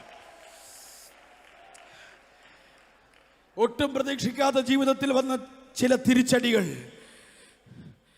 ശുശ്രൂഷയിലൊന്ന് പിടിച്ചു നിന്നപ്പോ, ജോലിയിലൊന്ന് സ്ഥിരമായി വന്നപ്പോ, ജീവിതം ഒന്ന് പച്ച പിടിച്ചു വന്നപ്പോ, എടുത്തെറിയുന്നത് പോലെ പുറത്തേക്കെറിഞ്ഞ പ്രതിസന്ധി, വലിച്ചു പുറത്തിടുന്നത് പോലെ തകർത്ത് കളഞ്ഞ പ്രതിസന്ധി, ശുശ്രൂഷയുടെ വാതിലകത്തുനിന്ന് പിടിച്ചു പുറത്താക്കി കളഞ്ഞത് പോരാട്ടമാണെന്ന് ഹൃദയത്തിനകത്ത് ചിന്തിച്ച് പകച്ചു നിങ്ങൾ നിന്നപ്പോ ഇന്ന് പകൽ യേശുവിന്റെ ജീവിതം ആത്മാവിൽ ഇന്ന് പകൽ വിളിച്ചു പറയുകയാണ്. ആ പ്രതിസന്ധി ചില ദൂതുകളെ തുറക്കാൻ പോകുന്നു. ആ പ്രതിസന്ധി ചില പ്രവചന ശബ്ദങ്ങളെ തുറക്കാൻ പോകുന്നു. ആ പ്രതിസന്ധി ദൈവ നിർണയത്തെ അത് ചലിപ്പിക്കാൻ പോകുന്നു. എത്ര പേര് ഇന്ന് പകൽ ആത്മാവിൽ വചനം റിസീവ് ചെയ്തൊന്ന് സ്തോത്രം ചെയ്യും? ആ പ്രതിസന്ധി പിശാചിനൊരു തിരിച്ചടി കൊടുക്കാൻ ആ സാഹചര്യത്തെ ദൈവം ഉപയോഗിക്കുക.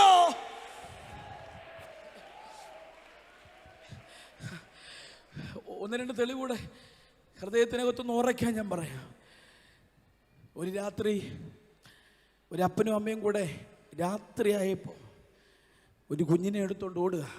അവരോട് ചോദിക്കുക, അച്ഛാ പലസ്തീൻ്റെ നല്ല തണുപ്പാന്നേ, എന്തിനാച്ചാ രാത്രി ഈ കുഞ്ഞിനായിട്ട് ഓടുന്നത്?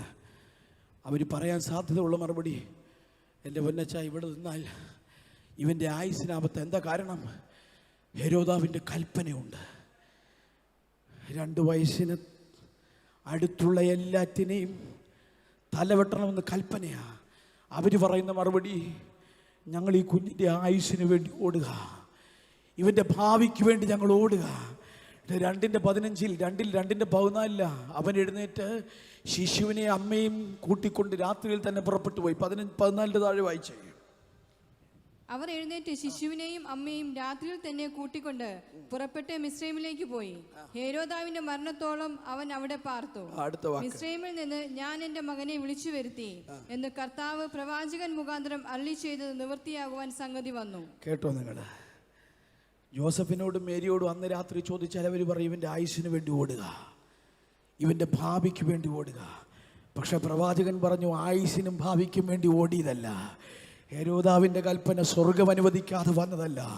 ഞാൻ മിസ്രൈമിൽ നിന്ന് എൻ്റെ മകനെ വിളിച്ചു വരുത്തി എന്ന് പ്രവാചകൻ മുഖാന്തരം അരുളി ചെയ്തത് നിവർത്തിയാകാൻ ആ രാത്രി അത് സംഭവിച്ചെന്ന് വചനം കുറിച്ചു വെച്ചെങ്കിൽ ആ രാത്രിയുടെ ആകസ്മികത വെറുതെ വന്നതല്ല. ആ രാത്രിയുടെ പുറത്താക്കപ്പെടൽ വെറുതെ വന്നതല്ല. അതൊരു പ്രതികൂലമായി വന്നതല്ല. എൻ്റെ മേലുള്ള പ്രവചനം തുറക്കാൻ, എൻ്റെ മേലുള്ള ദൈവശബ്ദം തുറക്കാൻ, എൻ്റെ മേലുള്ള നിർണയം തുറക്കാൻ ആ പ്രതിസന്ധി തമ്പുരാൻ അനുവദിച്ചത്. Hallelujah, hallelujah, hallelujah. എത്ര പേരെൻ്റെ കൂടെ ഉണ്ടെന്ന് പകല്? കർത്താവ് അനുവദിച്ചതാ. നെഞ്ചത്ത് തൊട്ട് പറ, ആ പ്രതിസന്ധി ദൈവം അനുവദിച്ചതാ. അടുത്തത് ഈ 2025 ഏപ്രിൽ മാസം 7-ാം തീയതി പ്രവചനാത്മാവിൽ ആത്മനിയോഗത്തോടെ ഞാൻ പറയുക, ആ പ്രതിസന്ധി, നിങ്ങളുടെ മേലുള്ള ചില പ്രവചന ശബ്ദങ്ങളെ ഈ ദിവസങ്ങൾ ആത്മാവ് തുറക്കാൻ പോകുകയാണ്. ആ കടന്നുപോയ പ്രതിസന്ധി ദൈവ പദ്ധതിയിലേക്ക് നിങ്ങളെ വലിച്ചിടാൻ പോകുകയാണ്. ഹേ രാധാനാമാശേ രാധാനാമാശധരഗൽ.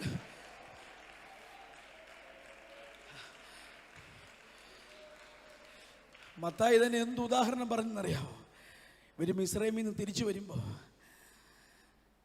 ഗലീലയിലോട്ട് തിരിച്ചു വരുമ്പോൾ, ഹെരോദാവിന് പകരം അവനേക്കാൾ ക്രൂരനായ അവൻ്റെ മകൻ വാഴുന്നുവെന്ന് കേട്ട് അവർ നസ്രയത്തിലേക്ക് മാറിപ്പോയി. പേടിച്ചിട്ട് പോയതാ നസ്രയത്തിലോട്ട്.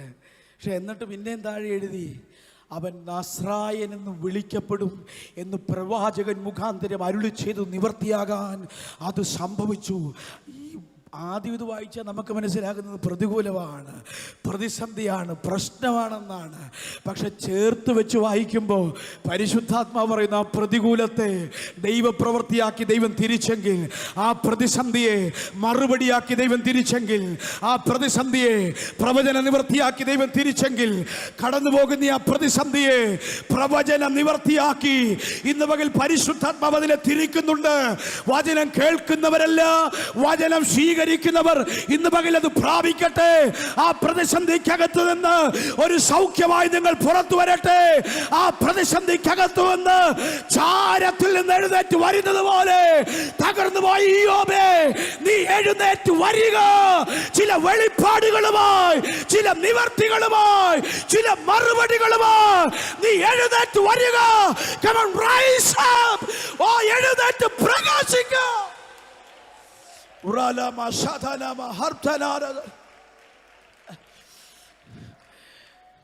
പറഞ്ഞു വന്നത്, യേശു എവിടെല്ലാം ഒരു പ്രതിസന്ധിക്കകത്ത് ഒന്ന് മൂവ് ചെയ്തിട്ടുണ്ടോ അവിടെല്ലാം ഒരു പ്രവചന നിവൃത്തി നടന്നിട്ടുണ്ട്.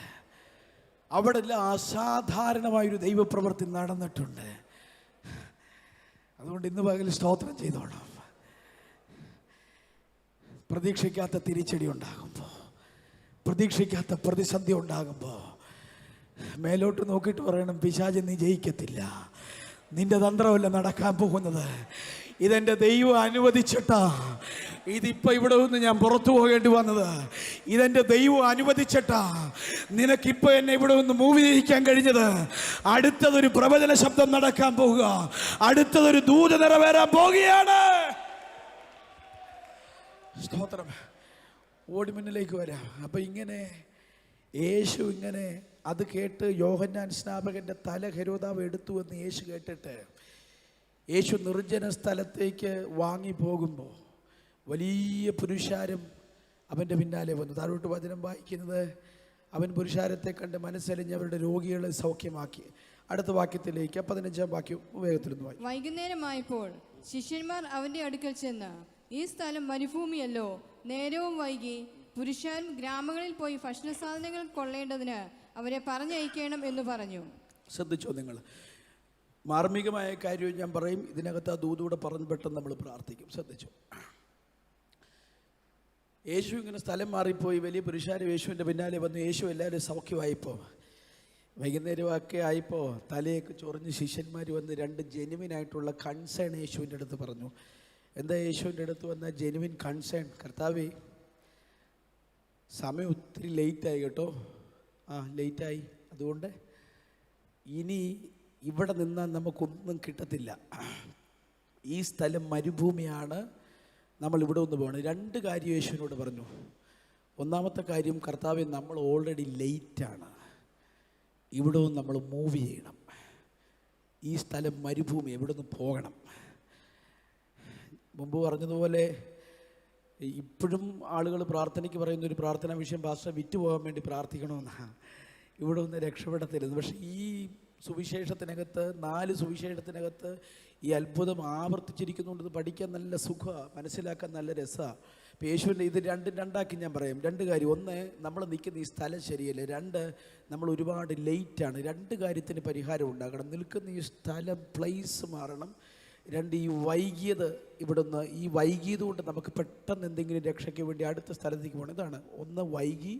ടൈമും ലൊക്കേഷനുമാണ് ഇവിടുത്തെ പ്രശ്നം, ശിഷ്യന്മാരുടെ പ്രശ്നം. ടൈം ആൻഡ് ലൊക്കേഷനാണ് ഒന്നാമത്തെ പ്രശ്നം. ഇവിടെ നിന്നാൽ ഇനി രക്ഷപ്പെടത്തില്ല. ഉദാഹരണം ഞാൻ പറയാം. തൊട്ടപ്പുറത്ത് മഞ്ഞാടിയിലാണെന്ന് തോന്നുന്നു യേശുവും ശിഷ്യന്മാരും സംഘവും എല്ലാം കൂടെ പ്രാർത്ഥന നടത്തുന്നത് ചിന്തിക്കുക. വൈകുന്നേരം മീറ്റിംഗ് അങ്ങ് നീണ്ടുപോയി 9:30 ആയി എന്ന് നിങ്ങൾ കണക്ക് കൂട്ടുക.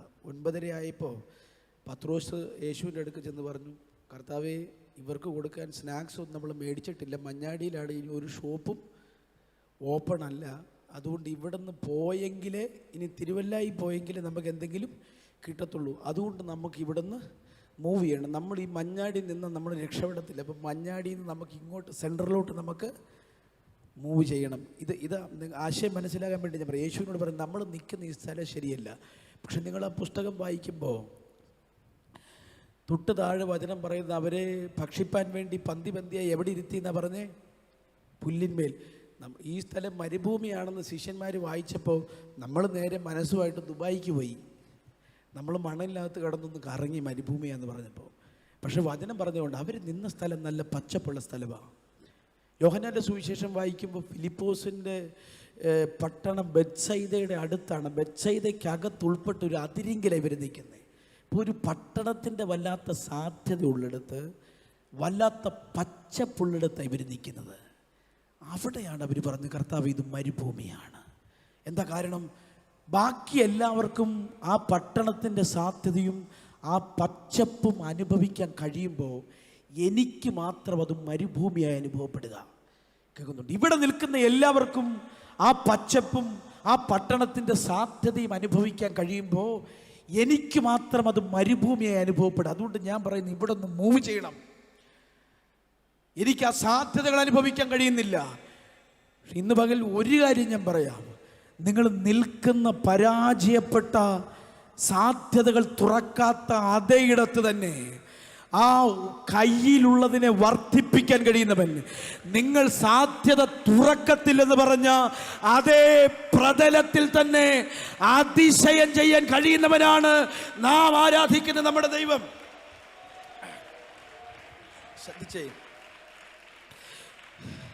ശ്രദ്ധിച്ചേ 1-2 ഉദാഹരണം ഞാൻ വേഗത്തിൽ പറയാം, മനസ്സിലാക്കാൻ വേണ്ടി അത് വിശദീകരിച്ച് വരാം.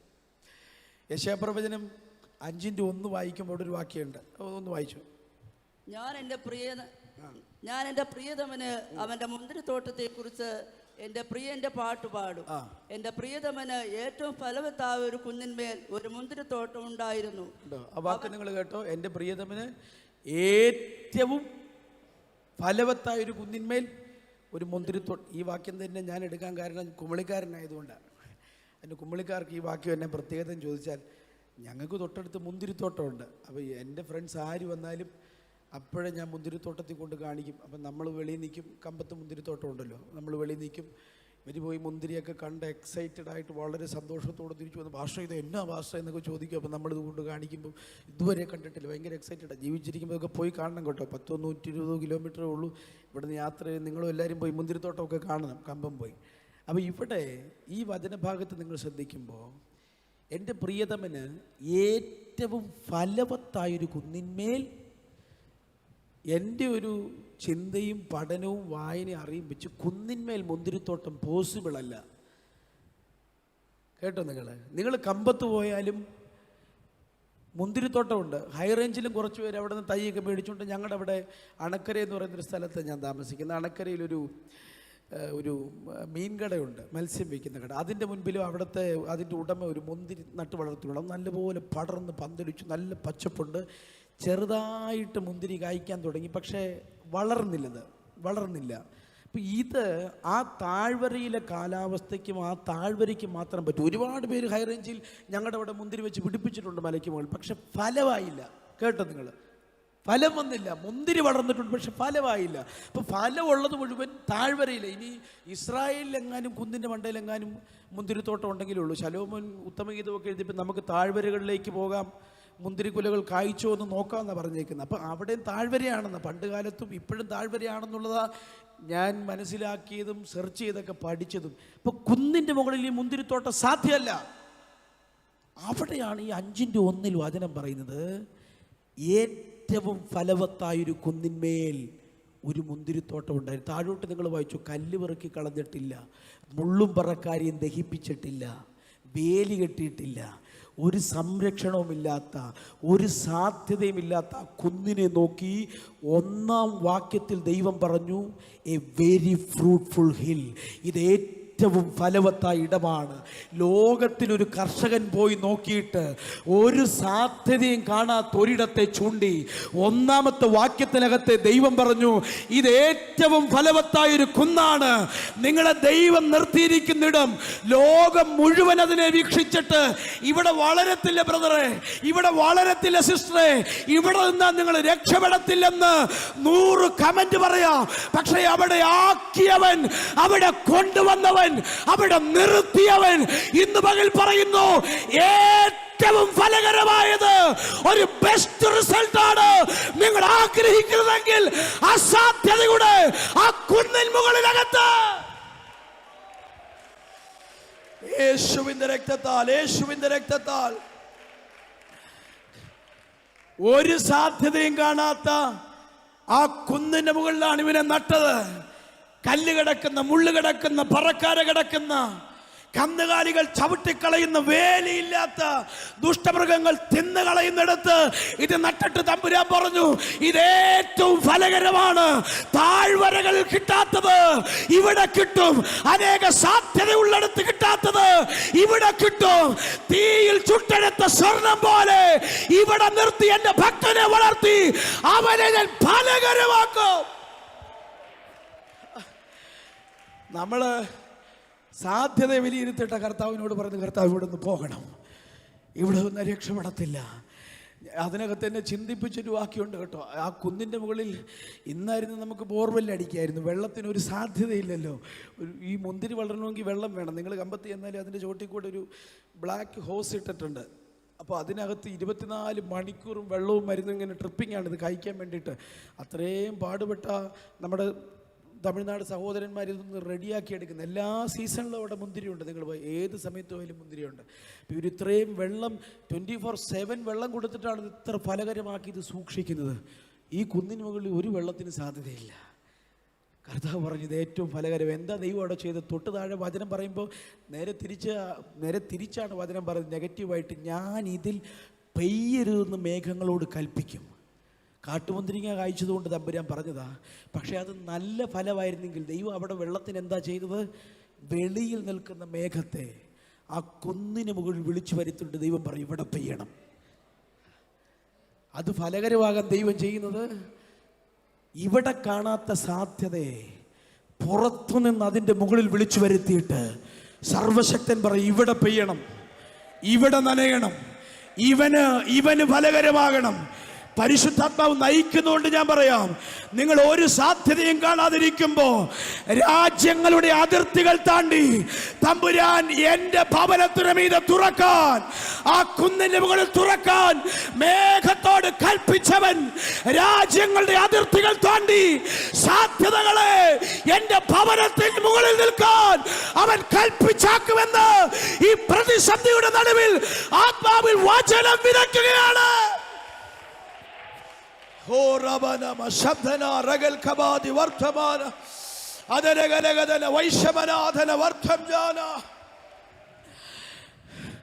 എൻ്റെ കൂടെ ഉണ്ടോ നിങ്ങള്? വചനം നിങ്ങൾക്ക് മനസ്സിലാകുന്നുണ്ടോ? എനിക്കറിയാം പരിശുദ്ധാത്മാവ് ഇന്ന് പകൽ ഉള്ളങ്ങളെ തൊടുന്നുണ്ടെന്ന് ഞാൻ മനസ്സിലാക്കുക. ഒരു സാധ്യതയും നിങ്ങൾ കാണാതിരിക്കുക, ഒന്നും മൂവ് ചെയ്യാതിരിക്കുക. ഒരു ഊഷര മരുഭൂമി പോലെ, ഒരു സാധ്യതയില്ലാത്തൊരു കുന്നുപോലെ നിങ്ങൾക്ക് തോന്നുമ്പോ ഇവിടെ ഇറങ്ങി നിൽക്കുന്നവൻ ആരുടെ പിന്നാലെയാണോ മരുഭൂമി ചെന്നത്, ആര് പറഞ്ഞിട്ടാണോ ആ കുന്നിൻ മുകളിൽ കയറി ചെന്നത്, അവൻ ചില സാധ്യതകളെ വിളിച്ച് നിന്റെ മുകളിലാക്കും. ചിലത് വാഗ്ദത്തം ഒരു മഴ പോലെ പെയ്തിറങ്ങുമെന്ന് പരിശുദ്ധാത്മാവ് ഇന്ന് പകൽ പറയുകയാണ്. നിന്നെ ഫലകരമാക്കുന്നത് പോലെ വാഗ്ദത്തം ഒരു മഴ പോലെ പെയ്തിറങ്ങട്ടെ.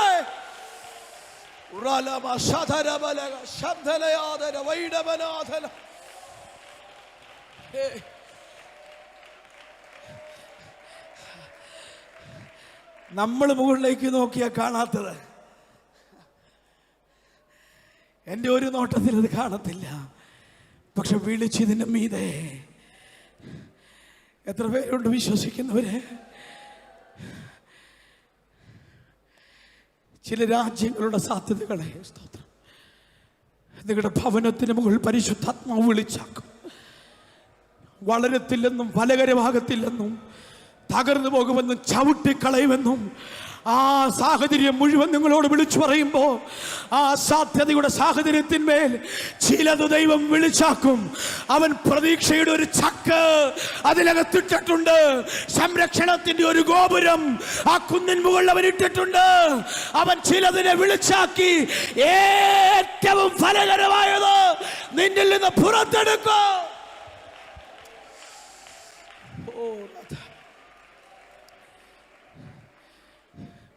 ഒരു തെളിവൂടെ പറയാം. യെശയ്യാവ് തന്നെ 7 പരിശുദ്ധാത്മാവ് ഓർപ്പിക്കുന്നുണ്ട്. ഞങ്ങൾ പറയാം. യെശയ്യാവ് 7 ആഹാസ് രാജാവ് പോയിരിക്കുന്ന ഒരു സ്ഥലത്തെക്കുറിച്ച് വചനം പറയുന്നുണ്ട്. 7:4 തോന്നുന്നു. 7:3 അലക്കുകാരൻ്റെ വയലിലെ പെരുവഴിക്കൽ. വാക്യം കണ്ടോ? അപ്പോൾ യഹോവ യെശയ്യാവോട് അരുളിച്ചെയ്തത് എന്തെന്നാൽ, നീ നിന്റെ മകൻ യെശയ്യാർ യാസൂവും അലക്കുകാരൻ്റെ വയലിലെ പെരുവഴിയിൽ മേലെ കുളത്തിന്റെ നീർപ്പാത്തിയുടെ അറ്റത്ത് ആഹാസിനെ എതിരേൽപ്പാൻ ചെന്ന് അവനോട് പറയേണ്ടത്. ആ ലൊക്കേഷൻ നിങ്ങൾ ശ്രദ്ധിച്ചോ? അലക്കുകാരൻ്റെ വയലിലെ പെരുവഴിക്കൽ മേലെ കുളത്തിന്റെ നീർപ്പാത്തിയുടെ അറ്റത്ത് ചെന്ന് ആഹാസിനെ എതിരേൽക്കുക. സിംഹാസനത്തിൽ ഇരിക്കേണ്ട രാജാവാണേ.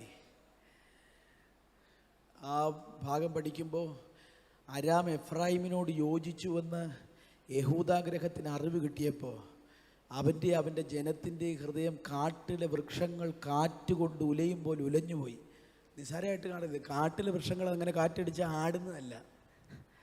ഈ വമ്പൻ മരങ്ങൾ അങ്ങനെ കാറ്റടിച്ചാൽ ആടുന്നതല്ല. അതുകൊണ്ടല്ലേ വചനം കൃത്യമായിട്ട് പറഞ്ഞു കാട്ടിലെ വൃക്ഷങ്ങൾ.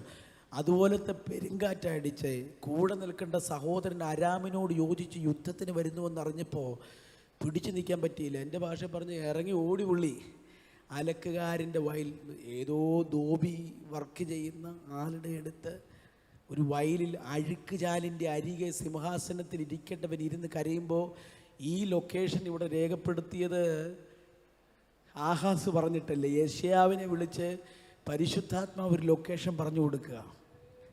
കേട്ടോ, ഈ ഗൂഗിൾ മാപ്പ് ഇട്ട് സഞ്ചരിക്കുന്ന ആൾക്കാർക്കറിയാം മിക്കവാറും അമ്മച്ചി വഴി പറഞ്ഞ് തെറ്റിക്കും. അപ്പോൾ എവിടെയെങ്കിലുമൊക്കെ ഇത് കൃത്യമായിട്ട് റീറൂട്ട് ചെയ്തില്ലെങ്കിൽ ഇത് വഴി തെറ്റി നമ്മൾ നല്ലപോലെ കറങ്ങും. ലൊക്കേഷൻ ക്ലിയർ അല്ലെങ്കിൽ പരിശുദ്ധാത്മാവ് പഴയ നിയമത്തിൽ എഴുതി വെച്ചേക്കുന്ന ലൊക്കേഷൻ കണ്ടില്ല. അലക്കുകാരൻ്റെ വയലിലെ പെരുവഴിക്കൽ മേലെ കുളത്തിൻ്റെ നീർപ്പാത്തിയുടെ അറ്റത്ത്.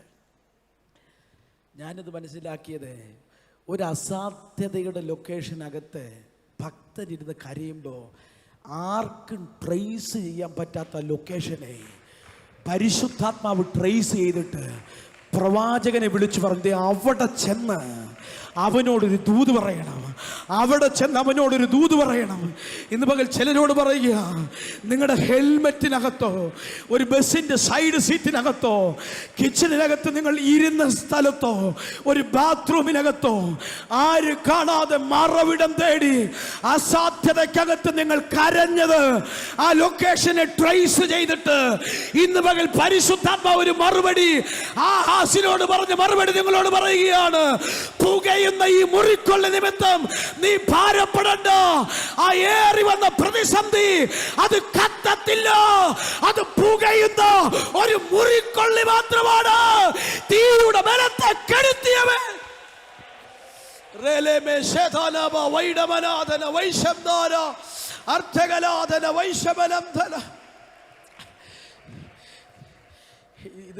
ഇതൊന്നും പറയണമെന്ന് ആഗ്രഹിച്ചല്ലോ. ഞാനങ്ങ് പറയാം. ആരും കാണാതെ മറവിടം തേടി കരഞ്ഞ ചിലരെ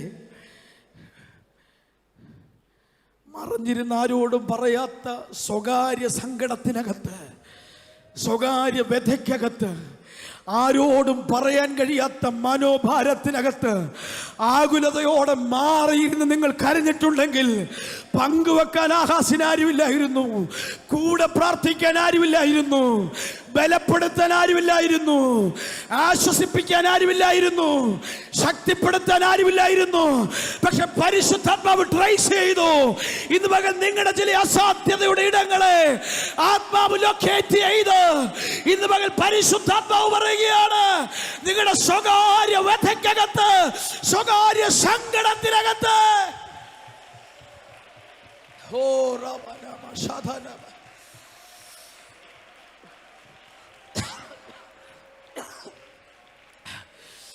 ഒരു കാര്യം എൻ്റെ അകത്തൊരു നിർബന്ധം വരുന്നുണ്ട്. ഒരു കാര്യം ഞാൻ പറയട്ടെ. നമ്മുടെ ചിന്ത, ഈ ഇസ്രായേലിൽ 3.5 സംവത്സരത്തിന് ശേഷം മഴ പെയ്തതേ ഏലിയാവ് കർമ്മേലിൻ്റെ മുകളിൽ മുഴങ്കാലുകളുടെ ഇടയിൽ തലവെച്ച് പ്രാർത്ഥിച്ചതുകൊണ്ടാണെന്ന്. സത്യമാണ്. 7 തവണ മുഴങ്കാലുകളുടെ ഇടയിൽ തലവെച്ച് പ്രാർത്ഥിച്ചു. 18 അധ്യായം. പക്ഷേ ആ 18 അധ്യായം അതിൻ്റെ 1-ാം വാക്യം നിങ്ങൾ വായിച്ചാൽ 18:1 ദൈവം ഒരു കൽപ്പന ഏലിയാവിനെ വിളിച്ചിട്ട് കൊടുക്കുന്നുണ്ട്. ഏലിയാവേ, നീ ചെന്ന് നിന്നെ തന്നെ ആഹാബിനെ കാണിക്ക, ഞാൻ ഭൂതലത്തിലെങ്ങും മഴ പെയ്യാൻ പോകും. നിങ്ങളുണ്ടോ? ഏലിയാവ് കർമ്മേലിൽ കയറി മുഴങ്കാല് മടക്കുന്നതിന് മുമ്പ് ഏലിയാവിനെ വിളിച്ച് കർത്താവ് ഇമ്മീഡിയറ്റ് ആയിട്ട് പറഞ്ഞു, പെട്ടെന്ന് എന്ന് ആഹാബിനെ കണ്ടു, ഞാൻ മഴ പെയ്യിക്കാൻ പോവുക, ഞാൻ മഴ പെയ്യിക്കാൻ പോവുക. അത് കഴിഞ്ഞിട്ടാണ് ഏലിയാവ് കർമ്മേലിൽ പോയത്, യാഗം അർപ്പിച്ചതും മഴ പെയ്യാൻ പ്രാർത്ഥിച്ചത്. ഏലിയാവ് പ്രാർത്ഥിക്കുന്നതിന് മുമ്പേ ദൈവം ഡിസൈഡ് ചെയ്തു. ഈ വാക്യം വായിച്ചപ്പോൾ ഞാൻ ഞെട്ടിപ്പോയി. അയ്യോ, ഏലിയാവിൻ്റെ പ്രാർത്ഥനയ്ക്കകത്തല്ലേ മഴ പെയ്തേ? ഈ വാക്യം എന്നോട് പറഞ്ഞു ഏലിയാവിൻ്റെ പ്രാർത്ഥനയ്ക്കകത്തല്ല, അതിനു മുമ്പേ ദൈവം ഡിസൈഡ് ചെയ്തു മഴ പെയ്യിക്കാൻ. ഞാൻ ചിന്തിച്ചു, അപ്പോൾ ആരുടെ പ്രാർത്ഥനയാ? ഞാൻ 19 ഒരു മനുഷ്യനെ കണ്ടു. മഴ പെയ്ത അടുത്ത മണിക്കൂറിനകത്ത് 23 കാളയായിട്ട് കണ്ടെത്തി നിൽക്കുന്ന ഏലീശ. നിങ്ങൾ കണ്ടോ? 18:5 ആഹാബിന് പോലും രാജ്യത്തെ ഈ കുതിരകളെ പരിപാലിക്കാനുള്ള സസ്യം കിട്ടുന്നില്ല. ആ ഒബദ്യാവിനെ വിട്ട് പറയുക, നീ ചെന്ന് എല്ലാ നീരുറവിൻ്റെയും തോടിൻ്റെ അരികെ ചെന്ന് നമ്മുടെ കോവർക്കഴുതുകളെയും കുതിരകളെയും രക്ഷിപ്പാൻ പുല്ല് കിട്ടുമോ നോക്കണം. രാജ്യം മൃഗപരിപാലനത്തിന് പാടുപെടുമ്പോൾ 3.5 വർഷമായി തളർന്നു പോകാത്ത കണ്ടമുഴാൻ കരുത്തുള്ള കാളകളെയായിട്ട് ഒരുത്തം വെയിറ്റ് ചെയ്യുക. അവൻ്റെ വിഷയം അഭിഷേകമൊന്നുമില്ല, അവൻ്റെ വിഷയം കണ്ടം പൂട്ടിയിട്ട് വേണം, വിതച്ചിട്ട് വേണം വിളവെടുക്കാൻ. ഏലീശയുടെ പ്രശ്നം, ഏലീശ പ്രവാചക ശിഷ്യനല്ല. ഏലീശ ഈ കണ്ടം പൂട്ടാൻ വേണ്ടി കാളകളെ പരിപാലിക്കുക, രാജ്യത്തിന് പരിപാലിക്കാൻ പറ്റുന്നില്ല. ഞാൻ പറയുന്നു, 3.5 വർഷമായിട്ട് എണ്ണയെ അടയം തൂത്തുകൊണ്ടിരിക്കുന്ന ഏലിയാവിനെ വിളിച്ച് ദൈവം പറഞ്ഞു, ഐ കാൻ ഹോൾഡ് ബാക്ക്, എനിക്കിനി പിടിച്ചു നിൽക്കാൻ പറ്റത്തില്ല. ആരും അറിയാതെ ഒരുത്തൻ നിലവിളിക്കുന്നുണ്ട്, ആരും അറിയാതെ ഒരുത്തൻ കരയുന്നുണ്ട്, ആരും കാണാത്തൊരുത്തന്റെ സ്വകാര്യ സങ്കടത്തിനകത്ത് എനിക്കിടപെടണം, അവന്റെ സ്വകാര്യ വ്യതയ്ക്കകത്ത് എനിക്കിടപെടണം. ഏലിയാവേ, നീ എഴുന്നേറ്റാലും ഇല്ലെങ്കിലും ഞാൻ മഴ പെയ്യിക്കും.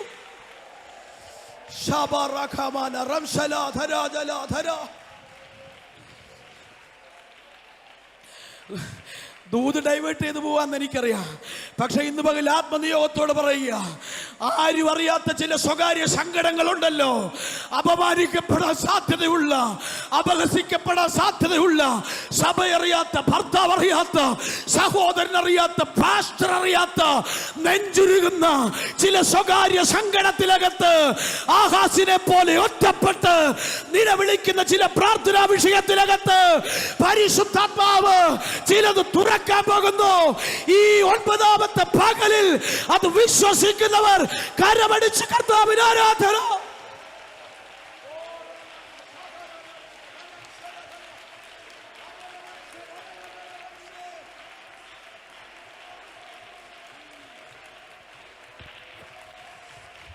ഹല്ലേലൂയ.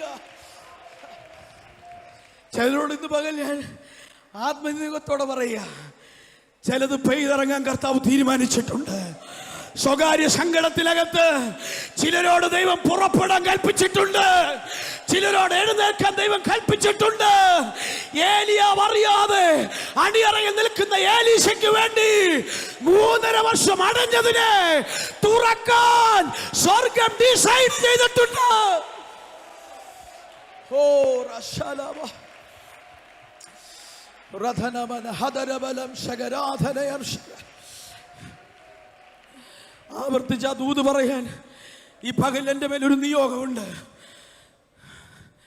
ആരും അറിയാത്ത ഹൃദയം നെരിപ്പോട് പോലെ ആരും അറിയാതെ ഞരങ്ങിക്കൊണ്ട് നടക്കുന്ന നിങ്ങളുടെ ആ സ്വകാര്യ സങ്കടത്തിനകത്ത്, സ്വകാര്യ വ്യഥയ്ക്കകത്ത് കർത്താവ് സ്വർഗം തുറക്കാൻ അവൻ തീരുമാനിച്ചിട്ടുണ്ട്.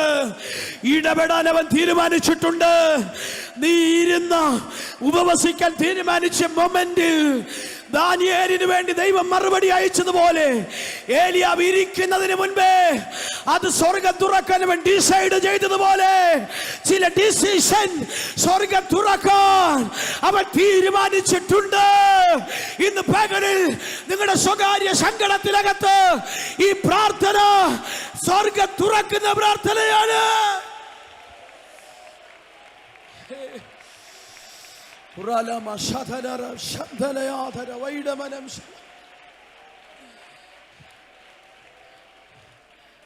മടങ്ങി വരിക. കർത്താവിനോട് പറഞ്ഞത്, ഇവിടെ ഒരു അസാധ്യതയെ കർത്താവേ, ഇവിടെ ഒന്ന് പോകണം.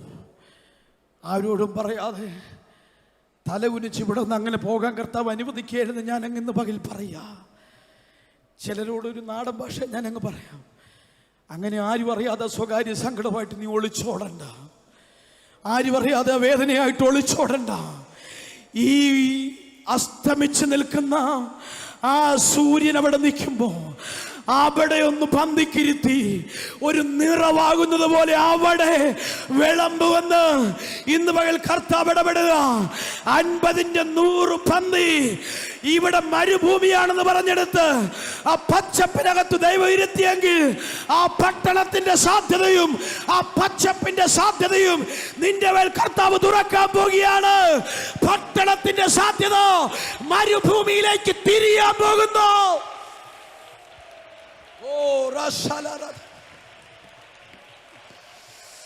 യേശുവിന്റെ നാമത്തിൽ പട്ടണത്തിന്റെ സാധ്യത മരുഭൂമിയിലേക്ക് തിരിയാൻ പോകുന്നു. താഴോട്ട് വരാം. സ്ഥലം മരുഭൂമിയാണെന്ന് പറഞ്ഞപ്പോ കർത്താവ് ഒന്നും പറഞ്ഞില്ല. രണ്ടാമത്തെ കൺസേൺ വേഗത്തിൽ നിർത്തണമല്ലോ. രണ്ടാമത്തെ കൺസേൺ ശ്രദ്ധിച്ചോ? യേശുവിനോട് പറഞ്ഞു വൈകിന്നാ. ഒരുപാട് പ്രാർത്ഥനാ വിഷയം കേൾക്കുന്ന കൂട്ടത്തിൽ കേൾക്കുന്നൊരു പ്രാർത്ഥനാ വിഷയമാണ്. ഇനി അതിനുവേണ്ടി പ്രാർത്ഥിക്കേണ്ട പാസ്റ്ററെ, ഒത്തിരി വൈകിപ്പോയി. ഇനിയിപ്പോൾ അതിനുവേണ്ടി കാത്തിരുന്നിട്ടും വലിയ കാര്യമില്ല. പ്രാർത്ഥിച്ച് മടുത്തിട്ട് വിട്ടുകളഞ്ഞ പ്രാർത്ഥനാ വിഷയങ്ങൾ കാണും. പ്രാർത്ഥിച്ച് ഉപേക്ഷിച്ച് കളഞ്ഞ പ്രാർത്ഥനാ വിഷയങ്ങൾ കാണും. ഒത്തിരി വൈകിപ്പോയി. ഹബക്കൂക്ക് പ്രവചനത്തിലൊരു വചനമുണ്ടല്ലോ, നമ്മളെപ്പോഴും വിളിച്ചു പറയും, ദർശനത്തിനൊരു അവധി വെച്ചിരിക്കുന്നു, സമാപ്തിയിലേക്ക് ബന്ധപ്പെടുന്നു. അത് വൈകിയാലും അത് വരും നിശ്ചയം, അതിനായി കാത്തിരിക്കുക, താമസിക്കുകയില്ല. 2-3 തവണ ഈ വാക്യം വായിച്ചപ്പോൾ ഓരോറപ്പൊക്കെ തോന്നിയെങ്കിലും എനിക്ക് സംശയം തോന്നി. പ്രവാചകൻ എന്തെങ്കിലും കുഴപ്പമുണ്ടോയെന്ന് എനിക്ക് തോന്നി. അതിന് കുഴപ്പമുണ്ടോ തോന്നിയതിൻ്റെ കാരണം വൈകി എന്ന് പറഞ്ഞാലും താമസിച്ചെന്ന് പറഞ്ഞാലും ഞാൻ മനസ്സിലാക്കുന്ന അർത്ഥം ഒന്നാ അല്ലേ? സത്യമല്ലേ? വൈകിയാലും അത് താമസിക്കുകയെന്ന് പറയുമ്പം എനിക്ക് തോന്നി എന്തോ ഗ്രാമാറ്റിക്കൽ മിസ്റ്റേക്കാണ്. അപ്പോൾ പല ഭാഷകളൊക്കെ ഹീബ്രു ഒക്കെ പരിശോധിച്ചപ്പോൾ എനിക്ക് മനസ്സിലായി തെറ്റിയതൊന്നുമല്ല, ഗ്രാമാറ്റിക്കൽ മിസ്റ്റേക്കൊന്നുമല്ല, അങ്ങനെ തന്നെ എഴുതിയേക്കുന്നത്. വൈകിയാലും താമസിക്കരുത്. ഞാൻ ഓർത്തിതെന്തുവാ ഇതുപോലെ തന്നെ മനസ്സിലാക്കാൻ പറ്റാത്തൊരു വാക്യം മിക്കവാറും ആണ്ടവസാന യോഗത്തിലൊക്കെ നമ്മൾ ബലപ്പെട്ടിട്ട് പോകുന്നൊരു വാക്യമാണ്. ഏതാ? പച്ചപ്പുഴവും തുള്ളനും വിട്ടിലും തിന്ന് ശേഷിപ്പിച്ച സംവത്സരങ്ങൾക്ക് ഞാൻ പകരം സംവത്സരം തരും. പക്ഷെ ഞാൻ ഈ കുറച്ച് യുക്തിബോധം കൊണ്ട് ചിന്തിക്കുന്നുണ്ട്. എനിക്ക് ആ വാക്യം ഇടയ്ക്ക് സംശയം തോന്നി. എന്നെ സംശയം തോന്നിയെന്ന് വെച്ചാൽ കോവിഡ് വന്ന് 2020-21 ഒക്കെ അങ്ങ് പോയി തിരിച്ചു കിട്ടിയിട്ടില്ല. ഇല്ലേ നിങ്ങളെൻ്റെ കൂടെ? തിരിച്ചു കിട്ടിയിട്ടില്ല. ആ സമയത്ത് ചെയ്യാൻ വെച്ചിരുന്ന കാര്യങ്ങൾ, ചെയ്യാൻ വെച്ചിരുന്ന പദ്ധതി ഒന്നും ചെയ്യാൻ ഈ വർഷത്തെ കാര്യം ഈ വർഷം നടത്താൻ പറ്റുന്നില്ല. അപ്പോൾ പിന്നെയല്ലേ കഴിഞ്ഞു പോയ വർഷത്തെ കാര്യം ഈ വർഷം നടത്തുന്നത്. ഞാൻ ഉദാഹരണത്തിന് വേണേൽ പറയാം, സെൻട്രൽ 2 മാസം മാസയോഗം നടന്നില്ലെങ്കിൽ അടുത്ത മാസം 3 മാസയോഗം വെക്കാൻ പറ്റത്തില്ലല്ലോ കേട്ടോ. എല്ലാ ശനിയാഴ്ച ഒരു മാസയോഗം വെച്ച് വെക്കാൻ പറ്റുമോ? അപ്പം നടക്കാഞ്ഞത് നടന്നില്ല, അത് പോയി. ഈ വാക്യം യുക്തിപരമായിട്ട് ഞാൻ ചിന്തിച്ചപ്പോൾ ഉൾക്കൊള്ളാൻ പറ്റിയില്ല. വൈകിയാലും താമസിക്കുകയാലും എന്ന് പറഞ്ഞപ്പോൾ എനിക്ക് മനസ്സിലായില്ല, ഒരു പിടിയും കിട്ടിയില്ല. പക്ഷെ കുറച്ച് കഴിഞ്ഞപ്പോൾ എനിക്കൊരു ഉദാഹരണം മനസ്സിലായി. പരിശുദ്ധാത്മാവിനോട് സംസാരിക്കുന്നുണ്ട്. ഈ വാക്യം ഇങ്ങനെ മനസ്സിലിട്ട് ചിന്തിക്കാൻ തുടങ്ങിയപ്പം നമ്മുടെ ഇപ്പോഴത്തെ ഒരു വൈറൽ വ്യവസായമാണല്ലോ ബോബി ചെമ്മണ്ണൂർ. അപ്പം ഞങ്ങളുടെ ഒരു ടൂറിസ്റ്റ് മേഖലയായതുകൊണ്ട് ബോബി ചെമ്മണ്ണൂർ അവിടെ ഒട്ടകത്തലമേട് എന്ന് പറയുന്നൊരു സ്ഥലമുണ്ട്. അപ്പോൾ അവിടെ ഒരു ഹെലിപ്പാഡ് സ്റ്റാർട്ട് ചെയ്യാൻ വേണ്ടി അദ്ദേഹം തീരുമാനിച്ചു. അവിടെ വരുന്ന സഞ്ചാരികൾക്ക് തമിഴ്നാടും തേക്കടിയും മുല്ലപ്പെരിയാറും ഒക്കെ കാണാൻ പറ്റുന്ന വിധത്തിലൊരു ഹെലിപ്പാഡ് ഇപ്പോൾ എൻ്റെ വീടിൻ്റെ അടുത്ത്. അപ്പോൾ എനിക്ക് ബാംഗ്ലൂരിൽ എന്തെങ്കിലും ഒരു മീറ്റിങ്ങിന് പോകണമെങ്കിൽ 6:30 ഒരു ബസ്സുണ്ട്, കല്ലടയുണ്ട്. കുമ്പളിയിൽ നിന്ന് 5:30 കലശിപ്പാളയത്ത് ചെല്ലും. അപ്പം ഞാൻ 6 മണിക്ക് വീട്ടിൽ നിന്ന് ഇറങ്ങിയാൽ എനിക്ക് 6:30 കുമ്പളി ചെല്ലാം, കല്ലട ബസ്സിൽ കയറാം, എനിക്ക് രാവിലെ കലശിപ്പാളയത്ത് ചെല്ലാം. 6:15 ഞങ്ങളുടെ ഹൈ റേഞ്ചിൻ്റെ വഴി 11 കിലോമീറ്ററേ ഉള്ളേ. 6:15 വീട്ടിൽ നിന്ന് ഇറങ്ങിയാൽ 15 മിനിറ്റ് കൊണ്ട് ഞാൻ വീട്ടിലെത്തുകയില്ല, മേളിൽ വീട്ടിലെത്തും. അപ്പം ആ വളവും ഉള്ള വഴിയിൽ ഓടണമെങ്കിൽ അരമണിക്കൂർ വേണം, കുമ്പളി വേണം. ഞാൻ 6:15 ഇറങ്ങിയാൽ എനിക്ക് കല്ലട ബസ് കിട്ടുകയില്ല. ആ സമയത്താണ് ഈ ഹെലിപ്പാഡ്, അത് മൊത്തവും പ്രവർത്തന സജ്ജമാകും. അദ്ദേഹം ട്രയൽ റണ്ണൊക്കെ നടത്തി. അപ്പോൾ ഹെലിപ്പാഡ് എൻ്റെ വീടിൻ്റെ 1 കിലോമീറ്റർ അപ്പുറത്താണ്. അപ്പോൾ എനിക്ക് കാര്യം മനസ്സിലാക്കി പറയാം. 6:15 ഞാൻ ലേറ്റായിട്ട് നിൽക്കുവാണെങ്കിലും ഹെലിപ്പാഡിലോട്ട് പോയാൽ തേക്കടി ഗ്രൗണ്ടിൽ പറന്നിറങ്ങാൻ 2 മല കടന്നാൽ മതി, 5 മിനിറ്റ് വേണ്ട. ഉണ്ടോ എൻ്റെ കൂടെ? പോട്ടെ, 10 മിനിറ്റും എടുത്തു. ഞാൻ 6:15 പോയാലും 6:25 ഞാൻ തേക്കടി ഗ്രൗണ്ടിൽ ഇറങ്ങും. ഉണ്ടോ? വൈകിയെന്നുള്ളൊരു സത്യമാണ്, താമസിച്ചു പോയെന്നുള്ള സത്യമാണ്. പക്ഷെ ഇന്ന് പകലിൽ വചനത്തിനകത്ത് വൈകിയാലും താമസിക്കുകയില്ലെന്ന് പ്രവാചകൻ പറഞ്ഞതിൻ്റെ അർത്ഥം അവൻ്റെ വഴി വ്യത്യസ്തമാണ്. വൈകിയെന്നൊരു യാഥാർത്ഥ്യമായി നിങ്ങളുടെ മുമ്പിൽ നിൽക്കുക. എത്തിപ്പിടിച്ച കിട്ടത്തില്ലെന്ന് യുക്തി പറയുമ്പോഴും പരിശുദ്ധാത്മാവ് ഇന്ന് പകൽ പറയുന്നത് വൈകിയാലും താമസിക്കില്ല. അവന്റെ വേഗത വൈകിപ്പോയ ചില വിഷയത്തിനകത്ത് വേഗത ഇടപെടാൻ പോകുന്നു.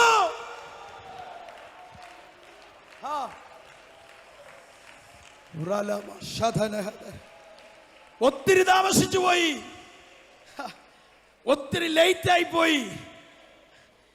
ഒരു ഉദാഹരണം കൂടെ മനസ്സിലാക്കാൻ പറയാം. ഏലിയാബു 1-ാം പ്രാർത്ഥനയ്ക്ക് ഇരിക്കുമ്പോൾ മേഘം കണ്ടില്ല, 7-ാമത്തെ പ്രാർത്ഥനയ്ക്ക് ഇരിക്കുമ്പോഴും മേഘം കണ്ടില്ല, ഒരു മേഘം പോലും കണ്ടില്ല.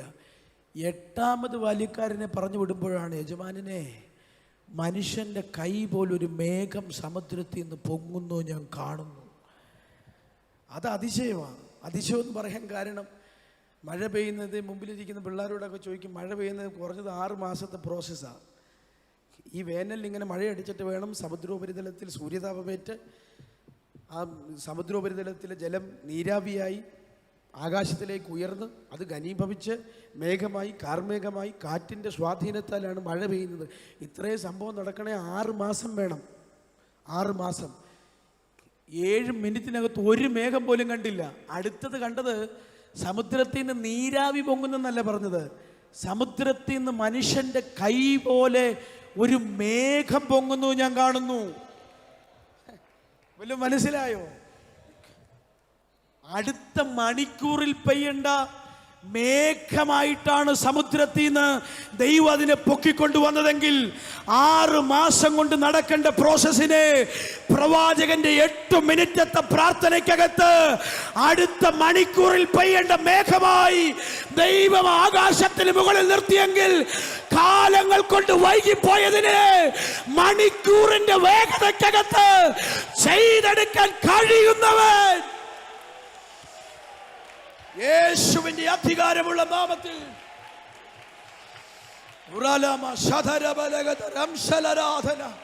വൈകി എന്നുള്ള ഒരു സത്യമായിരിക്കും. ഇനി ഇവിടെ ഒന്ന് മൂവ് ചെയ്താലും ഒരു കാര്യം നടക്കത്തില്ലെന്ന് മനസ്സ് പറയാം.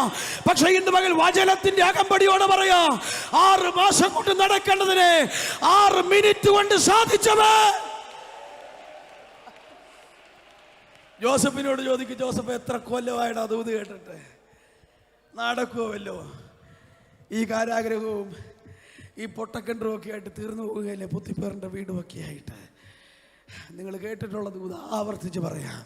ഒരു രാത്രിയിൽ 2 മിനിറ്റത്തെ സ്വപ്നം മതി. ആ സ്വപ്നത്തിന്റെ വേഗതയ്ക്കകത്ത് ദൈവത്തിന് ചെയ്തെടുക്കാൻ കഴിയും. പടിപടിയല്ല കേട്ടോ.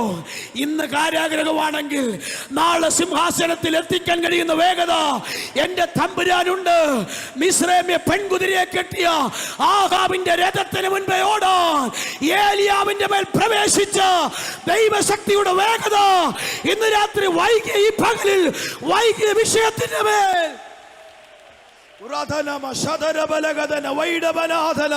അല്പസമയ കരങ്ങളടിച്ച് ആരാധന കൊണ്ട് കർത്താവിന് വചനം ഇത് മകൾ റിസീവ് ചെയ്യട്ടെ. വൈകിയ ചില വിഷയത്തിനകത്ത് അവന്റെ വേഗത ചലിക്കുന്ന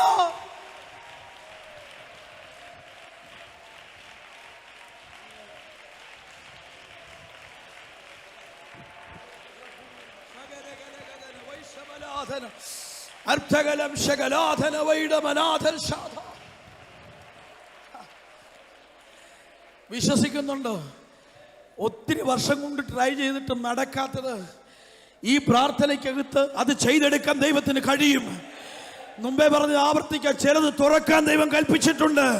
മുഴങ്കാൽമേൽ ഇരിക്കുന്ന വെറുതെയല്ല, ചിലത് ഡിസൈഡ് തമ്പുരാൻ ചെയ്തിട്ടുണ്ട്. ചിലത് അവൻ ഡിസൈൻ ചെയ്തത് അവൻ ഡിസൈഡ് ചെയ്തിട്ടുണ്ട്. അവനത് നിവർത്തിക്കാൻ പോവുകയാണ്. വൈകിയാലും താമസിക്കാലെന്ന് ഇന്ന് മകൾ പ്രവചന ശബ്ദം ഇതിനകത്ത് ആവർത്തിക്കുകയാണ്.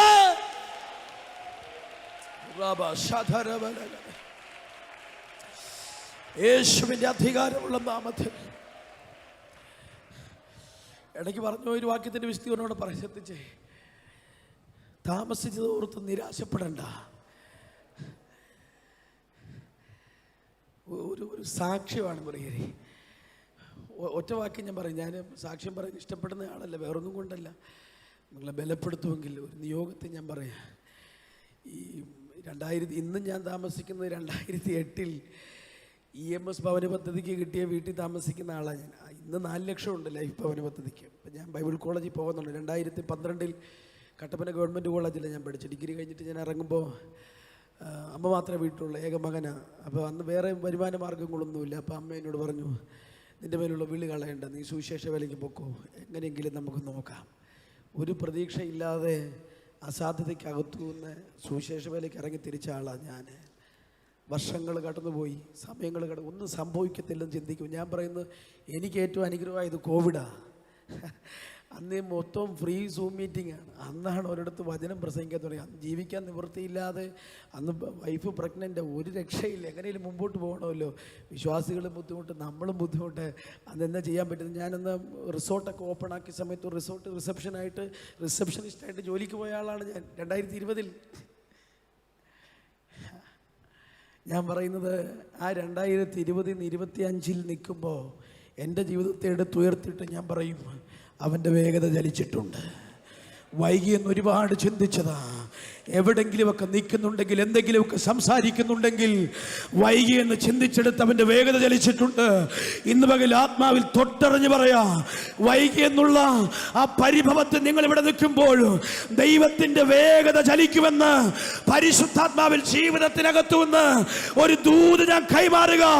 അവൻ്റെ വേഗത വൈകിയതിനകത്തിടപെടും. നിങ്ങൾ ചിന്തിക്കാത്തതുപോലെ ചിലത് പെയ്തിറങ്ങും. ശ്രദ്ധിച്ചേ, ഈ ദൂത് എനിക്ക് പറഞ്ഞ് അവസാനിപ്പിക്കണം, എന്നിട്ട് വേണം പ്രാർത്ഥിക്കാൻ.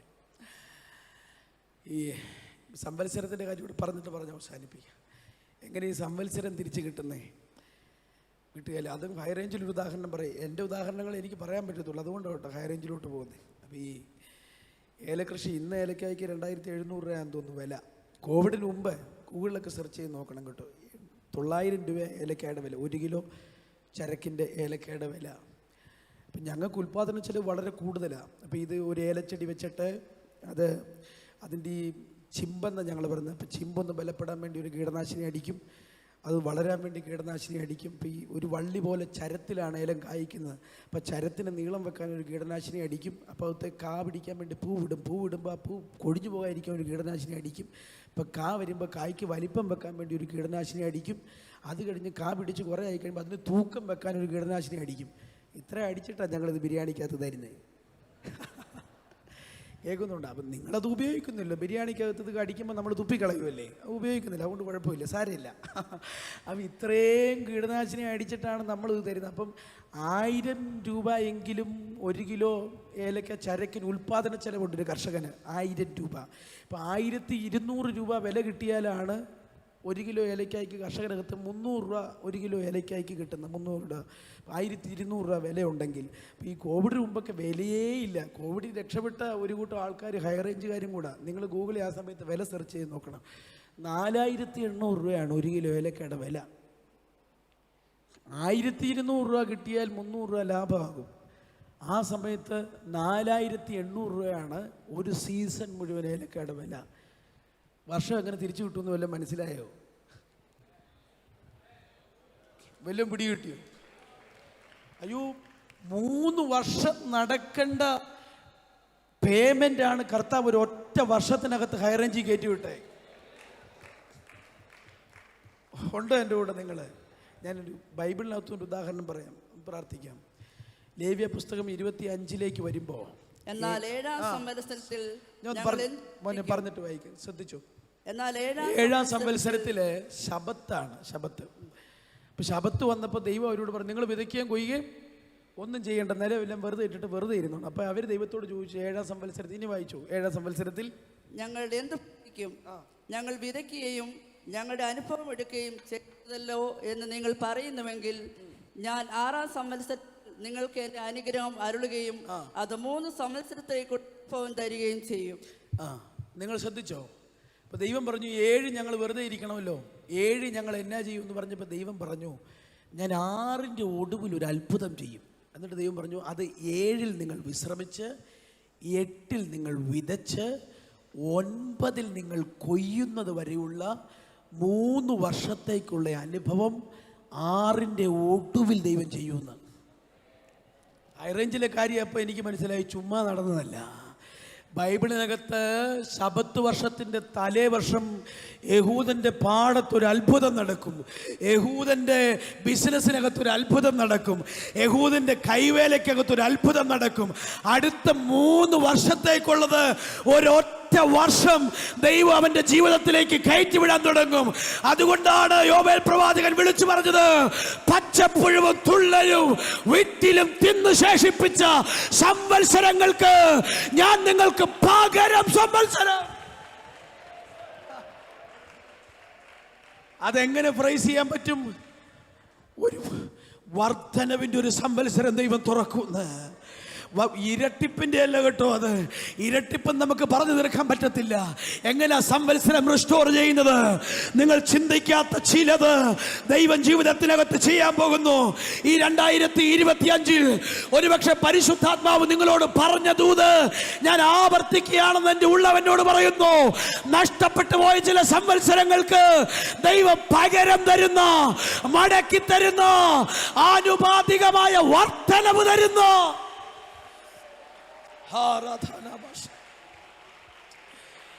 സ്തോത്രം, സ്തോത്രം, സ്തോത്രം. വചനം കേട്ടിട്ട് പോകരുത്, സ്വീകരിച്ചിട്ട് പോകണമെന്ന് ഞാൻ ആഗ്രഹിക്കുക. നഷ്ടപ്പെട്ടു പോയ ചില വർഷങ്ങളെ ഓർത്ത് നിങ്ങൾ വേദനിക്കുന്നുണ്ടോ? തിരിച്ചു കയറാൻ പറ്റാത്ത, തിരിച്ച് എൻട്രി ചെയ്യാൻ പറ്റാത്ത, തിരിച്ച് രക്ഷപ്പെടാൻ കഴിയാത്ത സംവത്സരങ്ങളെ ഓർത്ത് നിങ്ങൾ ദുഃഖിക്കുന്നുണ്ടോ? ആ നഷ്ടപ്പെട്ടു പോയ സംവത്സരത്തെ റിസ്റ്റോർ ചെയ്യാൻ കഴിയുമെന്ന് ഉദാഹരണമടക്കം ഇന്ന് മകൾ പരിശുദ്ധാത്മാവ് പറയുക.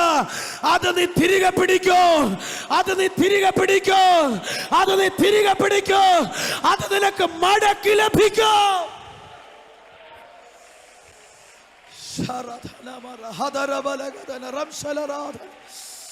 അർത്ഥകലാധന വൈഷമനാധന. സ്തോത്രം, സ്തോത്രം, സ്തോത്രം. യേശു അവരോട് പറഞ്ഞു, നിങ്ങളുടെ കയ്യിൽ എന്നാ ഉണ്ട്? കർത്താവ്, 5 അപ്പവും 2 മീനും ഉണ്ട്, കൊണ്ടുവാ, പന്തിക്കിരുത്താൻ പറഞ്ഞു. എല്ലാവരും പറഞ്ഞൊരു തോന്നി, ഞാൻ ഒന്ന് ആവർത്തിച്ച് പറഞ്ഞു നിർത്താം. കർത്താവ് കയ്യിലെടുത്ത് വാഴ്ത്തി, നമ്മൾ കേട്ടിട്ടുള്ള ദൂത. കർത്താവിൻ്റെ കയ്യിൽ അനുഗ്രഹിക്കപ്പെടുമ്പോൾ മാത്രമല്ല, നുറുങ്ങപ്പെടുമ്പോൾ സ്തോത്രം പറഞ്ഞോണം, നുറുങ്ങപ്പെടുമ്പോൾ സ്തോത്രം പറഞ്ഞോണം. അതൊരു വർധനവിലേക്ക് നമ്മളെ കൊണ്ടുപോകും. ഒരു പ്രോസസ്സാണ്. ഒറ്റ ഉദാഹരണത്തോടെ പറഞ്ഞാൽ, ഈ ഹാഗാർ നിറവേറുവായി മരുഭൂമിയിലോട്ട് പോകുമ്പം പ്രവാചകരാരുമില്ല, തലേ കൈവച്ച് പറഞ്ഞ് ദൂതൻ ഇങ്ങോട്ട് ഇറങ്ങി വന്നിട്ട് പറഞ്ഞു, പിന്നെ ഞാൻ അനുഗ്രഹിക്കും, എണ്ണിക്കൂടാതെ വണ്ണം പെരുപ്പമുള്ളൊരു ജാതിയായിട്ട് ഇവൻ തീരും. ഒരു ഗ്ലോറി പറഞ്ഞിട്ട് ഹാഗാർ പോയതിൻ്റെ കാരണം, അബ്രാച്ചാന് വേറെ മക്കളൊന്നും ഇല്ലല്ലോ. അപ്പോൾ ആധാരം ചെയ്യുമ്പം കൊച്ചിൻ്റെ പേരിലല്ലാതെ ആധാരം ചെയ്യാൻ ഒക്കുകയില്ല. കേട്ടോ നിങ്ങൾ, ഗ്ലോറി പറഞ്ഞിട്ട് പോകുമ്പം. അപ്പോൾ ഇസ്ഹാക്ക് ജനിക്കുമ്പോഴും കുറവൊന്നുമില്ല. ആദ്യജാതൻ ഇഷ്മയേൽ, ദാസി പ്രസവിച്ചെങ്കിലും ആദ്യജാതനാണ്. അപ്പം ആദ്യജാതൻ്റെ അവകാശം എൻ്റെ കൊച്ചിന് കിട്ടും എന്നുള്ളൊരു ചിന്തയാണ്. അപ്പോൾ അങ്ങനെ പ്രാർത്ഥിച്ചുകൊണ്ടിരുന്നപ്പോഴാണ് ആധാരമൊന്നും കൊടുക്കാതെ അപ്പവും വെള്ളവും കൂടെ കൊടുത്ത് പറഞ്ഞു വിടുന്നത്. കേൾക്കുന്നുണ്ട്? അപ്പവും വെള്ളവും കൊടുത്ത് പറഞ്ഞു വിടുക. അപ്പോൾ ഇവള് ദൂത് പറഞ്ഞപ്പോൾ ദൂത് കണക്ട് ചെയ്ത് അബ്രഹാമിൻ്റെ പേഴ്സുമായിട്ടാണ്, അബ്രഹാമിൻ്റെ വീടുമായിട്ട് ദൂത് കണക്ട് ചെയ്തേ. ദൈവമായിട്ട് കണക്ട് ചെയ്യാൻ പറ്റിയില്ല. ചിലരോട് പരിശുദ്ധാത്മാവ് പറയുന്നൊരു ദൂതാണ് കേട്ടോ. അവരുമായിട്ടുള്ള ആ ബന്ധം പിരിഞ്ഞപ്പോഴാണ് ദൂത് ഓപ്പണായി. ചിലയിടത്തുനിന്ന് കർത്താവ് അടർത്തി മാറ്റിയത് ഒരാളുടെ ശുപാർശ കൊണ്ടത് നേടിയെടുക്കണ്ട. അബ്രഹാമിൻ്റെ വിസ കൊണ്ടല്ലെന്ന് ഇസ്മായിൽ അനുഗ്രഹിക്കപ്പെടാൻ പോകുന്നത്. അബ്രഹാമിന്റെ പേഴ്സിലെ നന്മ കൊണ്ടല്ല ഇസ്മായേലിനെ അനുഗ്രഹിക്കാമെന്ന് ദൂത് പറഞ്ഞ തമ്പുരാനാണെങ്കിൽ അതിന് അബ്രഹാമിന്റെ പേഴ്സ് ദൈവത്തിന് വേണ്ട, അതിന് അബ്രഹാമിന്റെ നന്മ ദൈവത്തിന് വേണ്ട. മരുഭൂമിക്കകത്ത് ഒന്നുമില്ലാത്തിടത്ത് ദൂത് നിവർത്തിക്കാൻ ദൈവത്തിനറിയാം. ചിലയിടത്തു നടത്തി മാറ്റുന്നത് മാറ്റി നിർത്തി ചിലത് ചെയ്യാൻ ദൈവത്തിനറിയാം. പിരിഞ്ഞുപോയ വേദനയോടെ നിങ്ങൾ ഇരിക്കുമ്പോ, വേർപിരിയലിന്റെ ബുദ്ധിമുട്ടിലിരിക്കുമ്പോ നുറുങ്ങപ്പെടുമ്പോ സ്തോത്രം ചെയ്തോണം. അവരല്ല അനുഗ്രഹിക്കാൻ പോകുന്നത്. എന്നെ അനുഗ്രഹിക്കുമെന്ന് ദൈവം ദൂത് പറഞ്ഞ അച്ചായനോട് ഇടപെടണമെന്ന് പ്രാർത്ഥിക്കണ്ട, അബ്രഹാമിനോട് ഇടപെടണമെന്ന് പ്രാർത്ഥിക്കണ്ട, നീ ഇടപെടണമെന്ന് പ്രാർത്ഥിച്ചാൽ മതി. വാഗ്ദത്തം പറഞ്ഞവൻ അത് നിവർത്തിപ്പാൻ ശക്തനാണ്. തമ്പുരാൻ ഇടപെടണമെന്ന് പ്രാർത്ഥിക്കണം. അബ്രഹാമിന്റെ പേഴ്സല്ല ചലിക്കാൻ പോകുന്നു. ഇങ്ങനെ നുറുക്കിയപ്പോൾ അതങ്ങ് വർദ്ധിക്കാൻ തുടങ്ങി. അവിടെ പറഞ്ഞ ഒറ്റ പദം കൂടെ പറഞ്ഞ് നിർത്തുക. എല്ലാവരും തിന്ന് തൃപ്തരായി. ശേഷിച്ച കഷണം 12 കൊട്ട നിറച്ചെടുത്തു. എൻ്റെ സംശയം, എല്ലാവരും തിന്ന് തൃപ്തരായ ശേഷം 12 കൊട്ട എന്തിനാ? കുടുംബം അടക്കം വന്ന ആളുകളാണ് എല്ലാവരും. ഉദാഹരണം പറഞ്ഞാൽ, ചർച്ചിൽ പ്രാർത്ഥന വെക്കുമ്പം അമ്മാമ്മ വിളിച്ചു ചോദിക്കും, പാസ്റ്റർ ഇന്ന് എത്ര പേര് വരും? ഞാൻ പറയും, ആൻറ്റി 40 പേര് പ്രാർത്ഥനയ്ക്ക് വരും. അപ്പം അവരൊരു കൂടുതൽ ആരെങ്കിലും വന്നെങ്കിലോ എന്ന് ഓർത്തു ഒരു 60 പപ്സും അതിന് ചായയും മേടിച്ചു വെക്കും. അപ്പോൾ ഇത് മേടിച്ചു വെക്കുമ്പോൾ അന്ന് പ്രാർത്ഥന തുടങ്ങാൻ സമയത്ത് ചെറിയൊരു മഴയങ്ങ് പെയ്തു. അന്ന് പ്രാർത്ഥനയ്ക്ക് വന്ന 15 പേരാണ്. ഈ 15 പേരെ വെച്ച് 60 പപ്സായിരിക്കുന്നത്. 15 പേരെ വെച്ച് പ്രാർത്ഥന നടത്തി ഒരാൾക്ക് 2 പപ്സ് വെച്ച് കൊടുക്കുക. 2 പപ്സിൽ കൂടുതൽ കഴിക്കാൻ പറ്റത്തില്ല, 1 പപ്സ് പോലും കഴിക്കാൻ പറ്റത്തില്ല. 2 പപ്സും 2 കോഫിയും വെച്ച് കൊടുത്തു. അതാ വചനം. എല്ലാവരും തിന്ന് തൃപ്തരായി. ഇനി 1 പപ്സ് പോലും കഴിക്കാനുള്ള ഇടയില്ല. അപ്പോഴാണ് 12 കൊട്ട, കുടുംബം അടക്കം വന്നവരെല്ലാവരും 12 കൊട്ട മിച്ചം. ഇപ്പം എനിക്ക് തോന്നി, അപ്പോൾ വചനം പഠിച്ചിട്ടുള്ള എന്നെക്കാളും മുമ്പിലേക്ക് പഠിച്ചു പോയ ആളുകളോട് ഞാൻ ചോദിച്ചു എന്താ ഇതിൻ്റെ അർത്ഥം. അപ്പോൾ ചില ആളുകൾ എന്നോട് പറഞ്ഞു, ഇസ്രായേലിൻ്റെ 12 ഗോത്രം 12 കൊട്ട. അപ്പോൾ തൊട്ടടുത്ത പേജിൽ 7 കൊട്ട മിച്ചമുണ്ടല്ലോ, അതോ ആ 7 പൂർണ്ണതയാണ്, അത് എല്ലാവർക്കും കൂടെ ഉള്ളതാണ്, എല്ലാവർക്കും ഉള്ള നിറവാന്നൊക്കെ പറയാം. ഏതായാലും ഇതൊന്നും എൻ്റെ തലയ്ക്കകത്ത് കയറിയില്ല.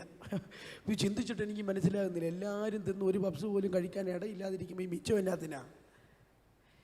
പുസ്തകം പിന്നെയും പഠിക്കാൻ തുടങ്ങി, പരിശുദ്ധാത്മാവ് സംസാരിക്കാൻ തുടങ്ങി.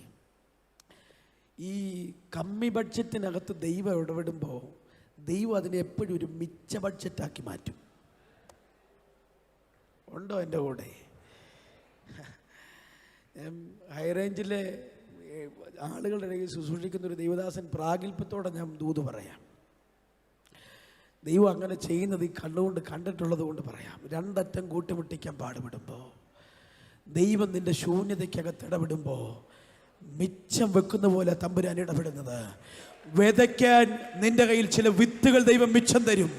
ചിലത് ചെയ്യാൻ ദൈവം ചില വിത്തുകൾ ഈ ആണ്ടിൽ നിന്റെ കയ്യിൽ മിച്ചം തരും. ദൈവരാജ്യത്തിന് വേണ്ടി ചിലത് ചെയ്യാൻ രണ്ടറ്റം കൂട്ടിമുട്ടിച്ചിട്ട് ബാക്കി ഒന്നും ചെയ്യാൻ പറ്റിയില്ല. പക്ഷേ ഈ 2005 ചിലത് ചെയ്യാൻ കർത്താവ് ചിലത് മിച്ചം പിടിക്കും. പത്രോസിന് പടക് നിറഞ്ഞത് കണ്ടിട്ട് ഹി വാസ് ഗോൺ ക്രൈസി. അവന് സംഭ്രമം പിടിച്ചു. ഇതുപോലെ അവന് വേണ്ട, പടക് മുങ്ങുന്നത് പോലെ, വല കീറുന്നത് പോലെ. പ്രവാചക ശിഷ്യൻ്റെ ഭാര്യയുടെ അടുത്ത് ചെല്ല്, അവൾക്ക് കടം വീട്ടിയാൽ മതി. പക്ഷെ വചനം പറയുന്ന ഒരു ശേഷിപ്പ് കൊണ്ട് ഉപജീവനം കഴിച്ചു എന്നാ. എവിടെല്ലാം കർത്താവ് ശൂന്യതയ്ക്കകത്ത് ഇടപെട്ടിട്ടുണ്ടോ അവിടെല്ലാം തൃപ്തിയും കഴിഞ്ഞ് മിച്ചം വന്നതുപോലെയാണ് എൻ്റെ യേശു ഇടപെട്ടത്. അത് പഴയ നിയമത്തിലും പുതിയ നിയമത്തിലും ആ ദൂതിനും ആ കർത്താവിനും മാറ്റമില്ല.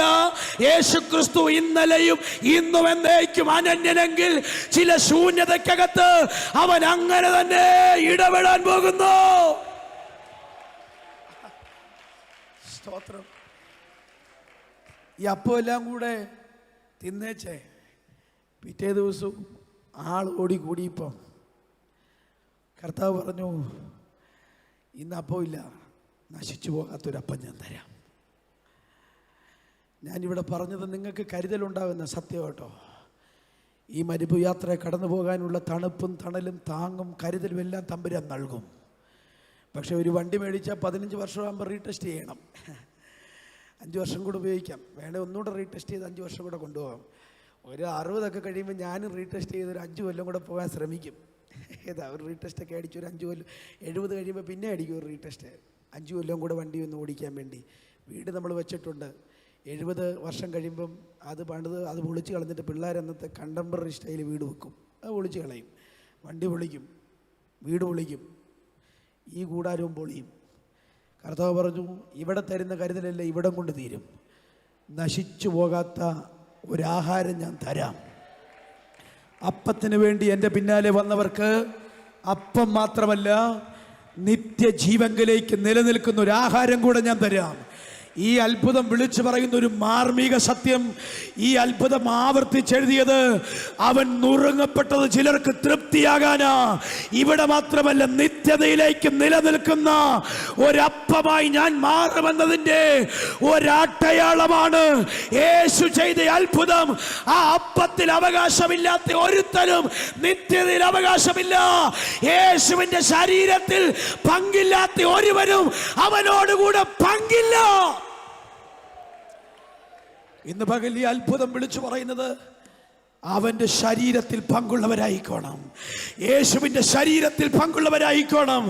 ആരെങ്കിലുമൊക്കെ കുഞ്ഞുങ്ങൾ സ്നാനപ്പെടാനുണ്ടെങ്കിൽ ലഭിക്കപ്പെടാൻ പോകുന്ന ഏറ്റവും വലിയ അനുഗ്രഹം ഇവിടുത്തെ നന്മകളൊക്കെ തമ്പുരാൻ തരും. പക്ഷെ അവന്റെ ശരീരത്തിന്റെ ഒരു ഭാഗമായി ഞാൻ നിൽക്കണം. ക്രിസ്തുവിന്റെ സഭയുടെ ഒരു ശരീരത്തിന്റെ അവൻ തലയായിരിക്കുന്ന ശരീരത്തിന്റെ ഒരു അംശയായി. എത്ര പേര് പ്രാർത്ഥിക്കും? ആ കണ്ണുകൾ ദൈവസന്നിധിയിൽ ഒന്ന് അടച്ചോ. ഒരുമിച്ച് നമ്മൾ സ്തോത്രം ചെയ്യാൻ പോവുക. പരിശുദ്ധാത്മാവ് നിന്നെ നയിച്ചതുപോലെ, ദൈവാത്മാവിനോട് ഇടപെട്ടതുപോലെ ദൂതകൾ നിങ്ങളോട് സംസാരിച്ചിട്ടുണ്ട്. നിങ്ങളുടെ ഉള്ളത്തെ പരിശുദ്ധാത്മാവ് തൊട്ടെന്ന അന്തരംഗത്തിൽ ഞാൻ വിശ്വസിക്കുകയാണ്. ചില കരുതലുകൾ അവൻ നൽകും. തളർന്നു പോകാൻ യേശുവിന് ഇഷ്ടമല്ല കേട്ടോ. നിങ്ങൾ വചനം കേട്ടിട്ട് 21 ദിവസം ഉപവസിച്ചിട്ട് വഴിയിൽ വെച്ച് തളർന്നു പോകുന്ന യേശുവിന് ഇഷ്ടമല്ല. ചില കരുതലുകളുമായി അവൻ കാത്തു നിൽപ്പുണ്ട്. ചില പ്രതിസന്ധികൾ വന്നത്, പരീക്ഷ എഴുന്നേറ്റത്, വാള് വന്നത്, ചങ്ങല വന്നത്, കീറിമുറിക്കപ്പെടേണ്ടി വന്നത്, അടിയേൽക്കപ്പെടേണ്ടി വന്നത്, അപമാനിക്കപ്പെടേണ്ടി വന്നത് ചില നിയോഗം തുറക്കാനാണ്. ചില ഒറ്റപ്പെടലുകൾ ഉണ്ടായത്, ചിലയിടത്ത് ഒറ്റപ്പെട്ടു പോയി എന്ന് തോന്നിയത്, സ്വകാര്യ സങ്കടങ്ങൾ ഉണ്ടായത്, അവൻ അതിനകത്ത് സ്വർഗം തുറക്കാൻ തീരുമാനിച്ചിട്ടുണ്ട്. നിങ്ങൾ ചിന്തിക്കാത്ത ചിലത് നിങ്ങളുടെ തലയ്ക്ക് മീതെ വിളിച്ചു വരുത്താൻ അവൻ തീരുമാനിച്ചിട്ടുണ്ട്. ചില നിറവ് തമ്പുരാൻ ഈ പ്രാർത്ഥനയ്ക്കകത്ത് നിങ്ങളുടെ മേൽ പകരും. പക്ഷെ അതിലുപരി അവന്റെ ശരീരത്തിൽ അംശികളാകട്ടെ, യേശുവിനെ ചേർത്ത് പിടിക്കട്ടെ. യേശുവിനെ ചേർത്ത് പിടിച്ചോണേ. ഞാൻ പറയും, എനിക്ക് യേശു അല്ലാതെ ഒന്നുമില്ല. യേശു അല്ലാതെ ഒന്നുമില്ല. തമ്പുരാനല്ലാതെ വേറെ ആരുമില്ലായിരുന്നു കാണാൻ, കരുതാൻ, നടത്താൻ. ഇത് പകൽ നിങ്ങൾക്കും നമുക്കും അവനുണ്ട്. അപ്പാ, ഒരുമിച്ച് ഇന്ന് പകൽ ജനത്തിന് വേണ്ടി പ്രാർത്ഥിക്കുകയാണ്. നിത്യതയെ നോക്കി പാർക്കുമ്പോൾ തന്നെ നിരവധി ആവശ്യങ്ങളുടെ നടുവിൽ കണ്ണുനീരോടെ കരയുന്ന നിന്റെ ജനത്തെ കണ്ട തമ്പുരാൻ, മനസ്സലിഞ്ഞവനെ ഇന്ന് പകലിൽ അവരോടുള്ള ചില ദൂതുകൾ ഒരു മഴ പോലെ ഈ ദിവസങ്ങൾ ദൈവരുടെ ജീവിതത്തിൽ ചെയ്തെടുക്കണമേ. കർത്താവിൻ്റെ അനുഗ്രഹ സമൃദ്ധിയാൽ നിറയാൻ ദൈവജനത്തെ ഇടയാക്കണമേ. യേശു ക്രിസ്തുവിൻ്റെ നാമത്തിൽ അവരെ അനുഗ്രഹിച്ച് പ്രാർത്ഥിക്കുന്നു, യേശുവിൻ നാമത്തിൽ തന്നെ. ആമേൻ. God bless you. ഒരിക്കൽ കൂടെ കർത്താവിൻ്റെ ദാസന സഭയ്ക്ക് നന്ദി പറയുന്നു. Thank you all. ഒരു നിമിഷം എല്ലാവർക്കും എഴുന്നേക്കാം. ദൈവസന്നിധിയിൽ നമുക്ക് ഒരുമിച്ച് എഴുന്നേറ്റ് കരം അടിച്ചൊരു ഗാനം പാടി നമ്മുടെ